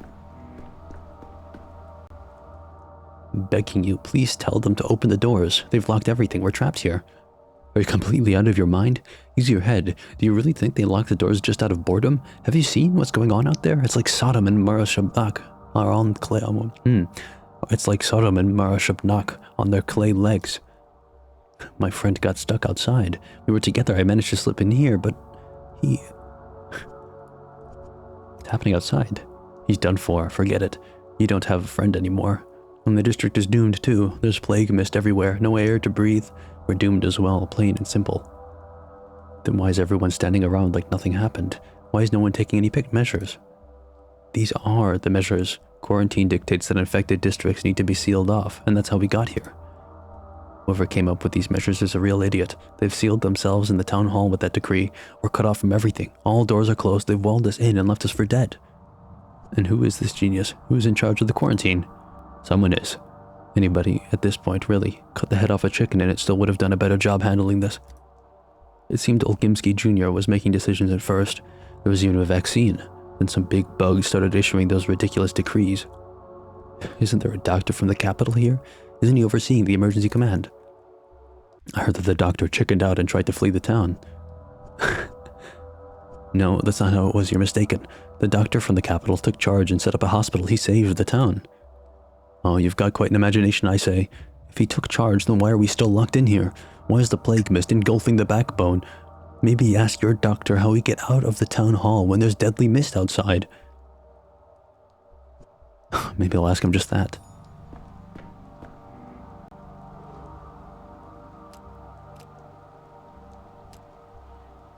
It needs to be topped up frequently, but I don't have any supplies from the capital on hand. Tuberculosis miasma, but it also helps against the sand pest. The longer the valve stays open, the stronger the effect, but it consumes only one use of its fluid regardless of how long it's charged. I have to improvise. Maybe I can use local materials instead of the reagents I used in the capital. It's not worth using valuable medicine for this. I'll have to improvise. I need a stimulant, an anesthetic, and a toxin. The rest I have in the still water. Stimulant. Need ox bile. In the town of Bulls, it shouldn't be hard to find a bottle of bile. And toxin. I'm not sure if belladonna grows in these parts, but boxes of blue pills made from it are surely available here. Anesthetic. Even in such a backwater place, I should at least find some Novocaine. I'll try to butter or steal a couple of vials. To prevent the prototype from becoming useless scrap, I'll need to keep a supply of oxbile, Novocaine, and belladonna. If I've successfully drawn the ire of the powers that be, surely I'll be able to handle the sand pest as well. We're filled up right now.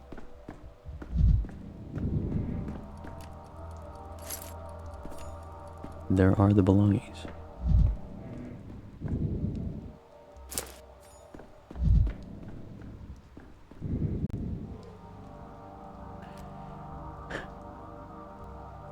That approach couldn't have saved anything. As though their issuer played for the plague. If I held the power in this town, I would have wielded it more wisely. I don't even know. Vlad the Younger. Vladislav Olgimsky, son of Vladislav Olgimsky, the factory owner, heir to one of the 3 ruling families. One could imagine the autonomy he enjoyed living under his father's shadow. He thought his father's power could be gently modernized through reform. He kept up with contemporary thinkers. He put his faith in progress, and as his reward, the dirtiest of tasks fell to him. What options does the town have when there's no vaccine or cure? When there's neither a hospital nor doctors? Isolation and quarantine are our only tools to slow the plague spread. Hold on. Are you the one who issued the decree not to rescue the people from the infected districts? Everyone is saying as I acted as Isidore Barak did 5 years ago. They can think what they want, but they're remembering it wrong. My measures were not so harsh. Isidore Barak sealed off the plague districts with no chance of escape. I at least told the orderlies to keep an eye out for bonfires, to give those trapped behind the cordons a chance. I understand the logic behind it, but the measures should be granular, not district-wide. And why bonfires? What do they guarantee, pray tell? An infected man could light one just as well. It's a primeval belief, one might say. She can't tolerate fire. She's either afraid of it or, in contrast, drawn to it like a moth. I found this symbolic. Please keep in mind our orderlies are simple folk. They need a convincing omen to compel them into plague fumes. Convincing to them, not you or I. Fire is clearly visible through the miasma. From that perspective, it's a practical choice. Be that as it may, by the 3rd day we realized the scale of the catastrophe. The town needs saving, and I was ready to propose concrete measures. And here we are. I will soon pay with my life for my actions. Don't say that. We'll get out of here, all of us, and I already know how. As will you for your inaction. I am not a proud man, Denkovsky. 2 days ago I waited for you at the Emergency Epidemic Committee meeting. If you wished to take matters into your own hands, I would not have stood in your way, but you simply didn't show up. Forgive me. I tend to forget that when I'm not here, grown men cannot even lift a spoon to feed themselves.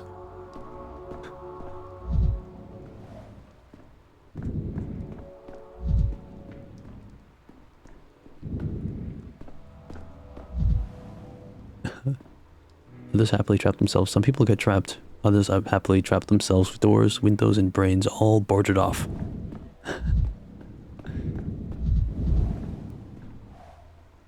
Come on. I want to know what he's thinking. Victoria, yeah, okay. Governor Sabarov, he has the power but not the will. Straight as an arrow. Yeah. Was there anything in the back here?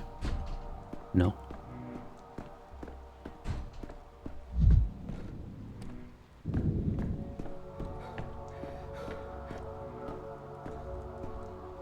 Let's do something about my apathy.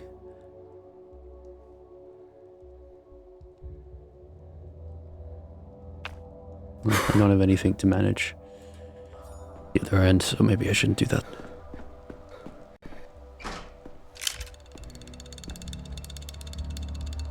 Oh.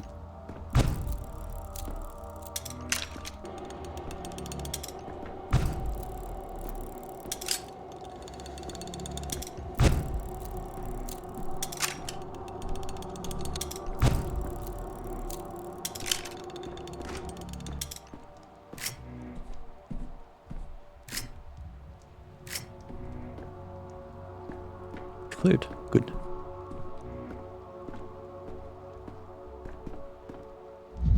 Anything else in here? No? Okay. I guess we've got to go back. There's a twinge in my chest.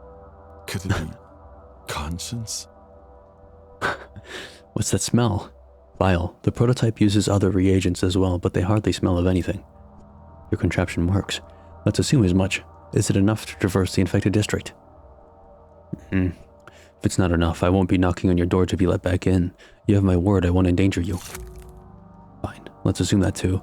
Listen up. You need to make it to the southern exit of the district. It's guarded by orderlies. The other exits are either sealed off or being guarded by vigilantes. Best avoided. By vigilantes, you mean a mob armed with sharp sticks, driven mad by fear? Got it. But first, you need to light several bonfires. More than one, that's important. Again, with the bonfires, I'll just tell the orderlies that there are living people trapped in the district. I'll be standing in front of them as living proof. I've said it already. This is how it's been since the first outbreak 5 years ago. If there are fires burning in an area, that means there's still survivors, still able-bodied and healthy. Only those are worth saving. You are ordered not to bother with small pockets of doomed people.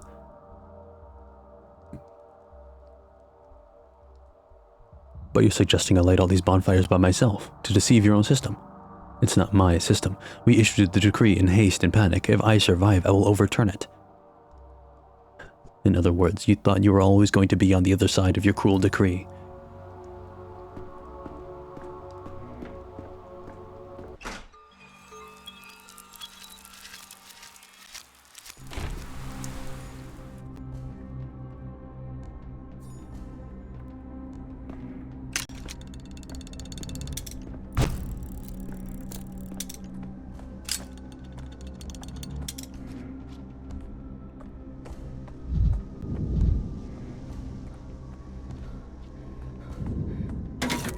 Never alone. Things everywhere.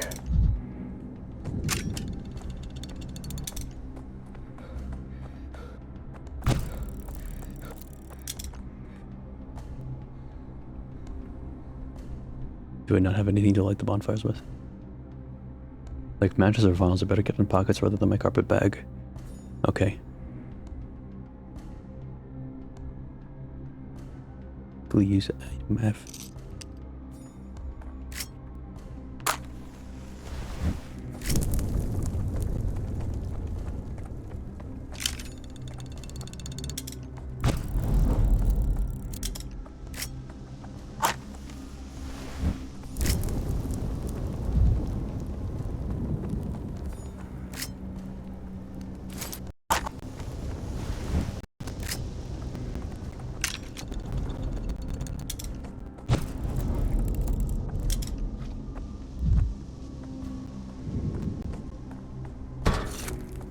Tired of this noise.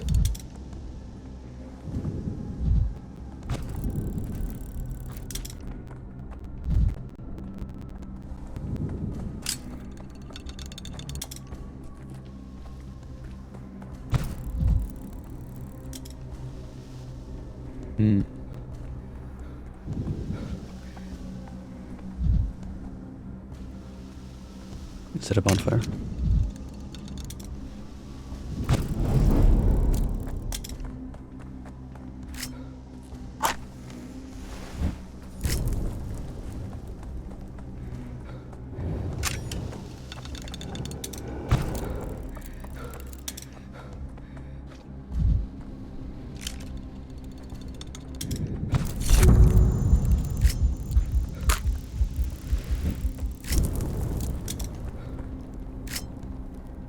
He's alive, boys. There's someone alive here. Not the first time people are surprised to see me, but Bachelor Dankovsky doesn't die so early. Easy. What? And who are you? I'm the only qualified doctor in this benighted town. You're only doing our jobs. Huh? We're only doing our jobs. The decree is simple. No fires, no entry. People can be saved only if the bonfires are lit in the district. Otherwise, it means they're all dead. Sabarov himself is in the town hall, trapped with Olgimsky's children. Are you sure you want to make enemies of them? What do I care about making enemies of the dead? It's the living that scare me, and Shapnak. But she sure is afraid of fire. Without it, I won't set foot in the infected district. So you're simply scared of being in the infected district unless the fires are lit. Now the decree makes more sense. Its author is craftier than I thought.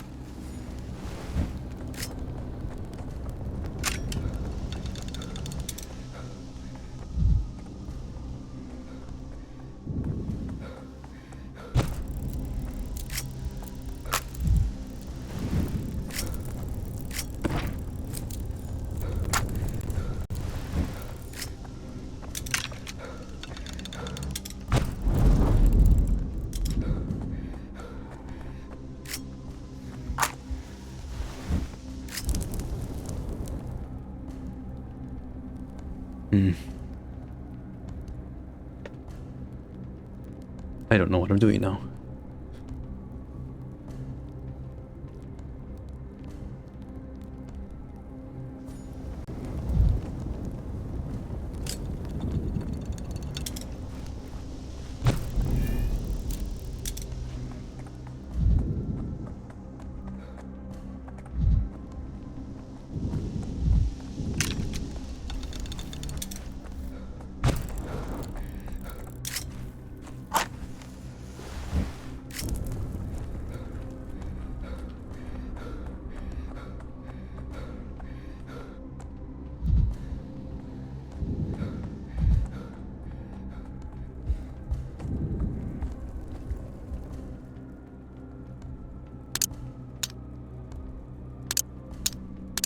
Hmm.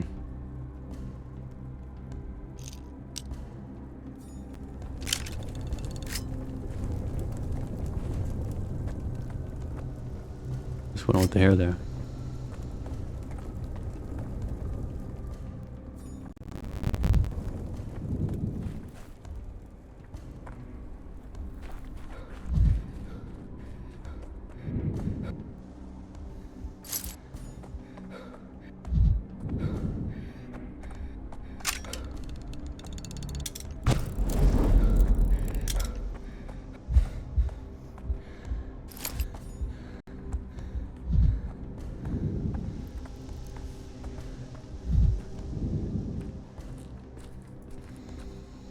I'm just going for a stroll.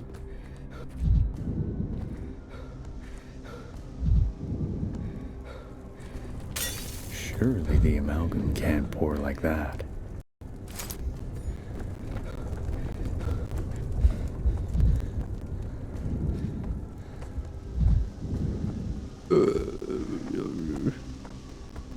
We're good.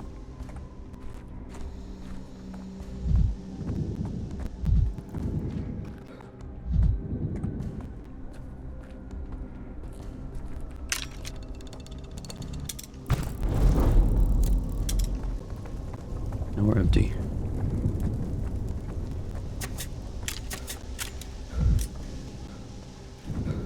That's all of them, I think.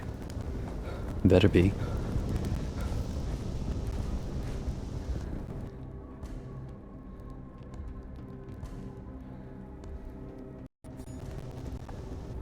These alive, boys? Someone alive here? Are you going to stand there and being shocked at my arrival? Look behind me, the fires are lit. Wait, really? Let me count them again. 1 fire, 2 fire, 3 fire, 5. Boys, there's survivors in the backbone. Well then, clear the exit to the district. Escort people from fire to fire. Do not deviate from the route. Hurry, and one more thing. At least wrap a rag around your face so you don't breathe in the miasma. Indeed, we need some people. Indeed, we'll need some kind of protection for the orderlies. It's right terrifying to go in there, but it can't be helped. Orders are orders. And you, survivor, why are you still standing there? Get on out to the clean district since you managed to walk all the way here. And good luck to you in there. Tell the governor that I won our bet. The people in the town hall have a chance. Ergo, so does the town. Replanning. The town is merely a sequence of districts, and I am the one to choose that sequence. I can choose a careful route step by step, avoiding dangerous districts. Or walk directly to my target. No need to rush. If I change my mind, I can always undo my last move, or Z, to start over.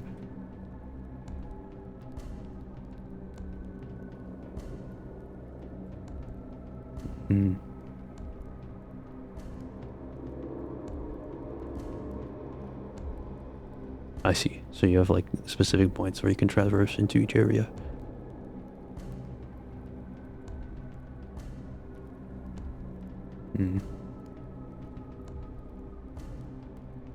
Do I want to go here? Yeah.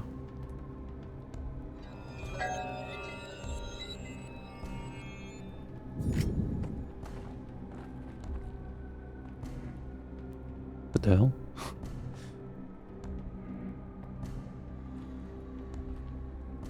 We're just tweaking.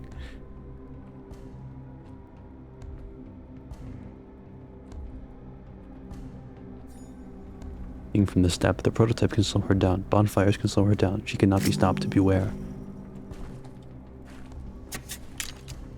I'm going insane. No, really. I'm going insane. because of my asthma. More thoughts. More thoughts.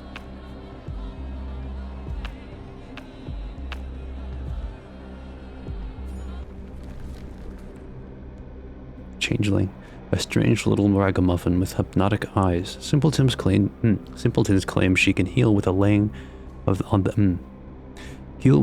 on of hands. They also say she is Shabnak's sister and a harbinger of death. The vicissitudes of fame. I saw Clara in remote places no one else could reach, and at times it was as if she were in two places at once. Some vast presence lurks in her shadow. Who is she? It wasn't me, I swear. Everyone's against me, but I'm guiltless. What? Stop. Look into my eyes. Don't move. Don't even turn your head. She won't touch you as long as there's a thread between us. Cover your nose and mouth with your scarf and leave this district at once, girl. It's dangerous here. Do you need me to show you the way? It's dangerous here. Cover your nose, your mouth, cover your scarf. You can see what. Do you hear how dumb you sound? Do you think I'm blind? That I can't tell where I am? You need my protection, not the other way around. Look into my eyes, you idiot. What, are you hypnotizing me? I can already tell you're not susceptible to hypnosis, so why waste the effort? I only want to help you, and I need all of your attention to do it, so there's not even a morsel left for her. She feeds on your mind, you see. What are you doing here, and how are you still standing? There's poison everywhere. You won't get it, you really won't. Or you will believe me if I tell you I'm a saint, protected by a miracle. Will the polished oak wood of your mind comprehend it? You're in over your head, bachelor. You're no match for her. So how about you just listen to me after all? At least I won't let you perish. Who's she? Shabnak. You know, the bony monstrosity you don't believe in. The one that's making your hand shake right now. See her too. Impossible. She's my own private hallucination. My feelings are very much... It's not true. But it's good that you think so. The less you believe in her, the harder it is for her to get her hooks into you. Laughing at her would be ideal, honestly. But you don't have the guts for that. You're way too serious. Too serious? Alright, here's a serious question then. What do you think I'm seeing? Shabnak is the plague's body. The earth spits her out every few years so she may walk through the town and cleanse it of corruption, of wicked thoughts, of weak people. Everyone believes something different on that front. Why, you with your head full of solid oak wood can see her. Why you with your head of solid oak wood can see her is a very interesting question. Most people like you are completely blind. What ripped that hole in you, I wonder? I'm told the scent of local herbs has a strange effect on the psyche. Maybe so. Either way, she won't stop stalking you whether you believe in her or not. She likes you, I can tell from a mile away. But I'll teach you how to handle her. Take notes, scholar.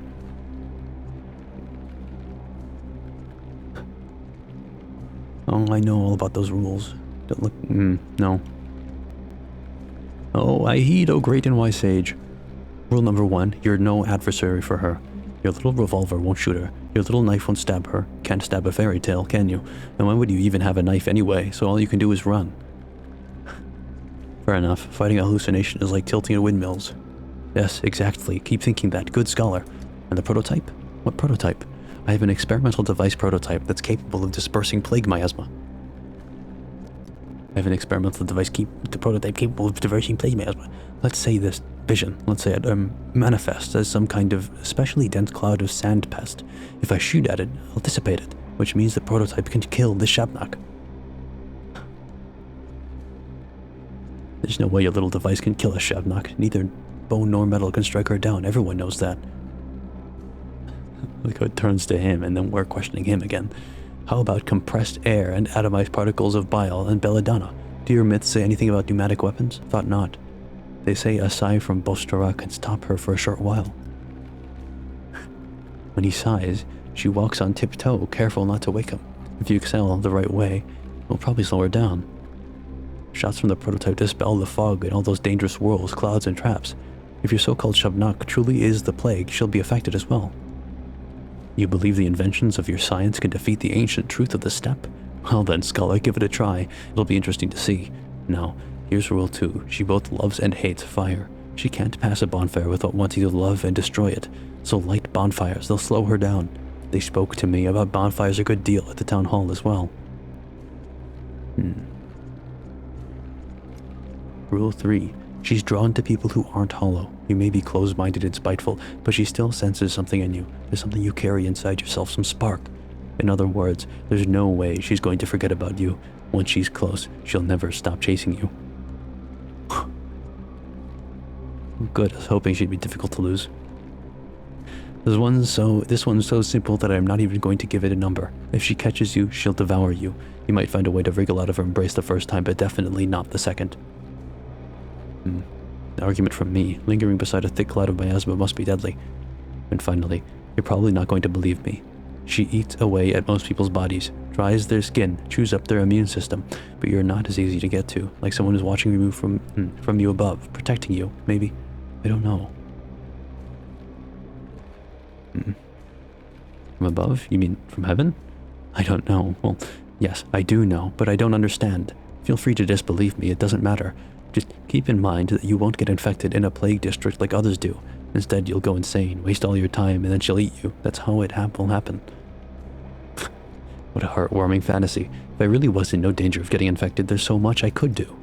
She thinks she's my sister, and I think she's a monster made of bones. My hatred for her is stronger than all of yours combined. Be bold, Bachelor. There's no shame in running from her. Maybe you'll get something done after all in the end. You know? Thank you, girl. This has been a very strange conversation. My plague shed is still empty.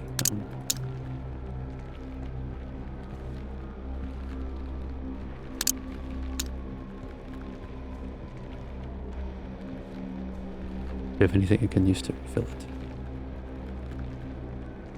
No?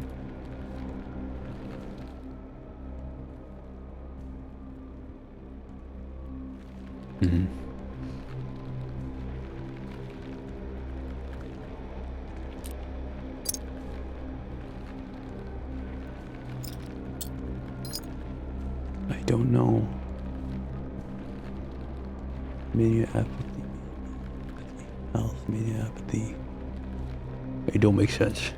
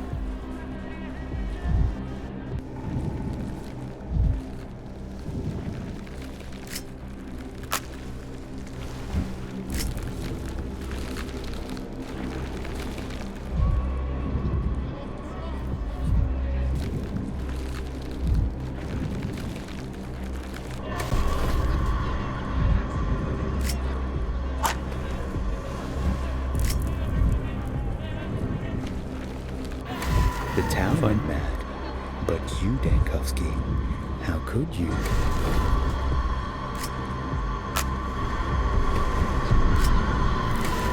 There, I delayed death, like a true scientist. Are you? Where am I?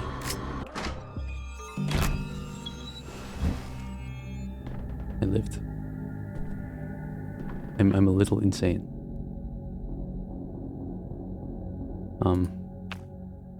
Thoughts. Does it just make you Galloping. apathetic then? I have so many of these.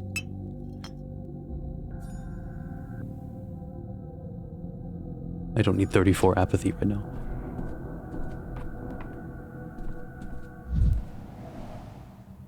Maria Simon's niece. The townspeople believe she has the gift of prophecy. What business does she have in this gloomy house? The flowers of the town's youth, the future atlases of the town's sky, for now ardent admirers of Marina Kaina's talent. Huh.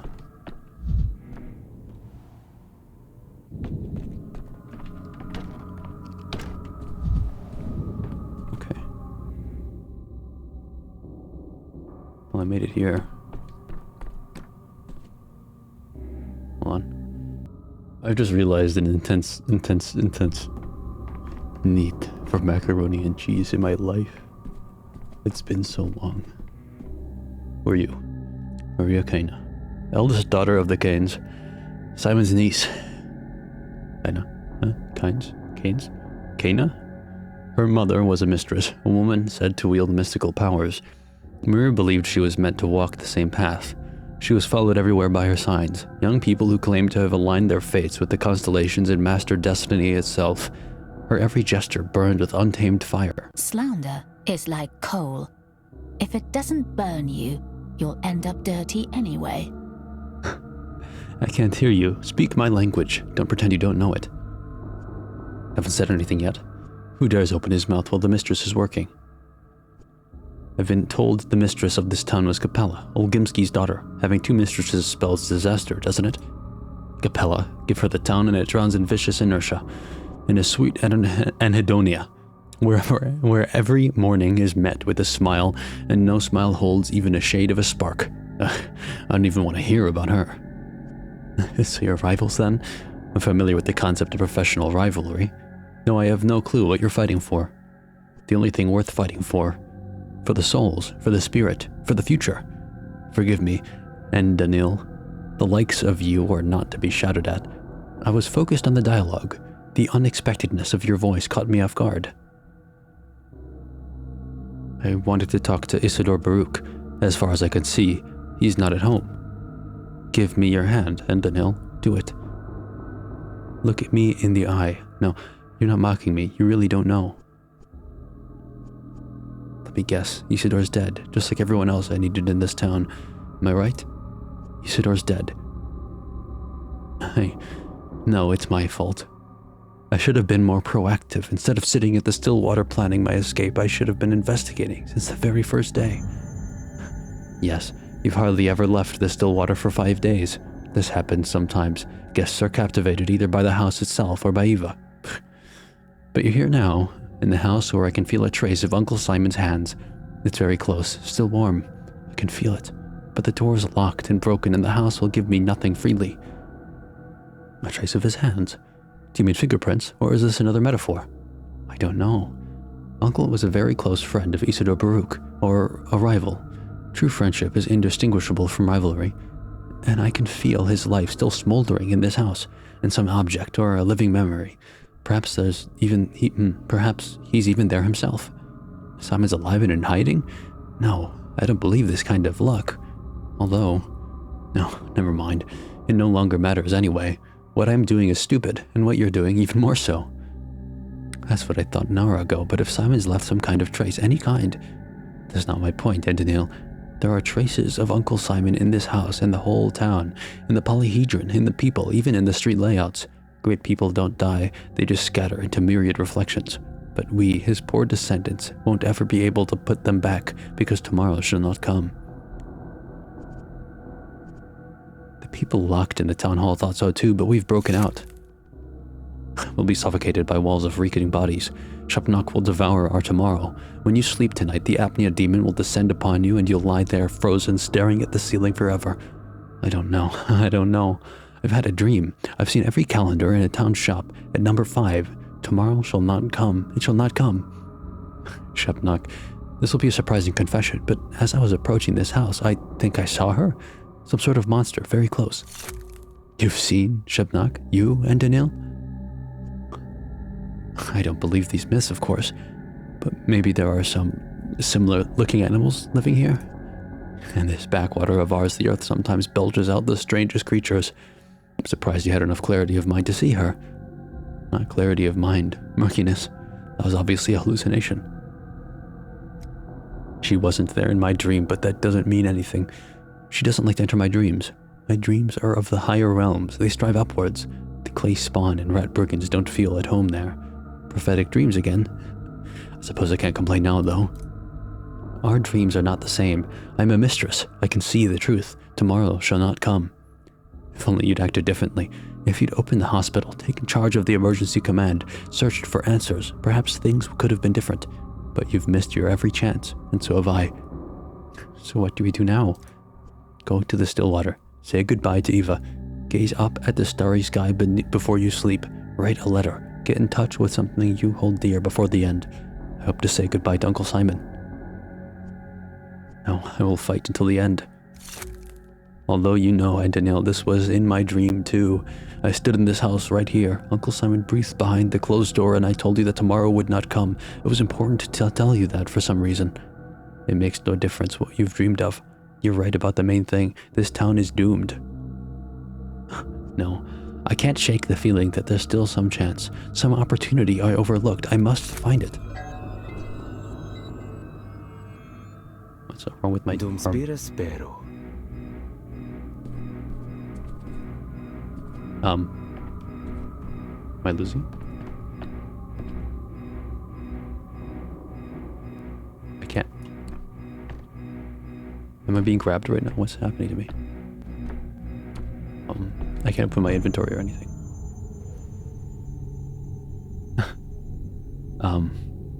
Apathy has reached its peak and the will to live fades. The last hope is to hold on to a thought. My hand reaches for the final bullet. I must act before it is too late. The town will perish tomorrow. So says the romantically inclined prophets. You abandoned the town for the Natica. You did.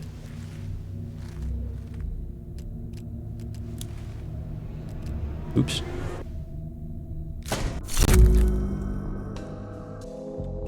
Well, looks like I didn't really have a choice.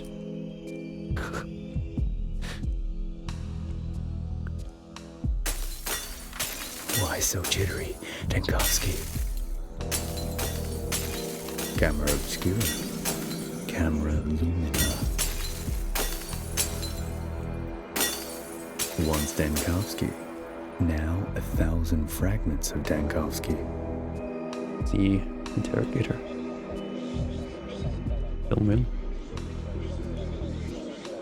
What troubles you, senor? Your day is over. I just shot myself. Why are we talking? You stand inside a mirror chamber. Look, one glass in which you shot yourself, more still in which your life goes on. This place allows a man to choose among the possibilities. I don't understand. You're free to pick the one in which you shot yourself and end your story there, or you can choose to defy death. Give it one more try. Your business in the living world remains unfinished, no? I'm needed here, but also at the capital at the same time. But there's only one of me, not enough. Then let us say you did not shoot yourself. To put too much left still to do, and not enough of you. Your goal will put you back to life, a hook lodged in your cheek. If you too soon depart, who would be there to bear this burden? An unfortunate metaphor. The fate of a fish caught on a hook is to be gutted and made into a bowl of uka. Uka, senor? What's that? I forget you're not human, and you wouldn't know. It's fish soup. Tasty, especially with a bit of vodka in the broth. God, I'm so hungry. How odd.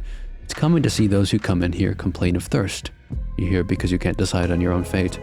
Are you a body lying, bleeding on the ground? Or will you give that clock a closer look? What about the clock? Is it somehow special?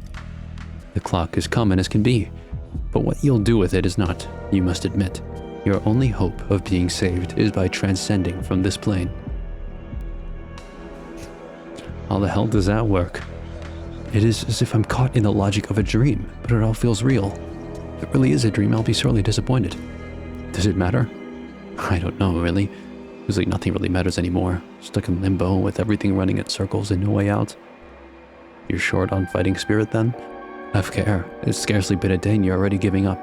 Tell me, what is your reason to be here? I presume you know. I wanted to meet Simon Kane, but I came too late. He was already dead. Cold. I didn't know shadows could get cold. You seek to understand what's happening to you, but cold is what you are for now. Again, where do you find yourself? What is this place? Somehow, I feel as if I am in several places at once, as if I'm giving a statement on the day's events at the capital, while at the same time standing here, acting and recounting my actions at the same time. And now it seems I can leap across days. What should I make of that? You come out of the shadows by degrees, senor. Indeed, it is as if you are at once both here and there. This thought of time as a mere line entraps your mind. In truth, you are as free as ever. At once, you're here and in the capital. One foot on yesterday, another on tomorrow. So that's how it is. I ask for clarity, I get smoke and mirrors. No smoke, but many mirrors, sir. To free yourself, you'll have to break the glass. And then, to see your options, you need only watch the clock. Fine, I'll give it a try. Mirrors have been broken, and I still have a weird thing on my arm. See the past.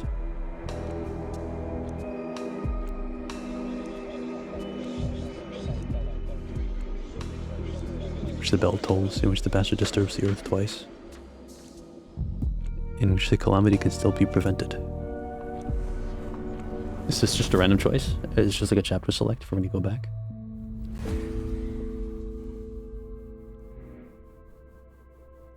Day 1 in which the calamity can still be prevented. I guess this is the true end of the demo. Incredible. I should really play the original. I'll have to stitch these two videos again together now. I didn't expect it to be so long. And a lot of reading too. This is really good. Really good. I love all this writing. Well, it could be said about how linear it is now, but maybe that's just because the game hasn't opened up yet. If this one's experimenting more with explicit options and timelines, then maybe that might be more friendly than the way the original Pathologic was with all of its everything. Maybe I'll play it eventually and you'll be able to see for yourself how bad it is. But the writing in the original is incredible too. We'll see. Hope it's good. I'm really looking forward to it.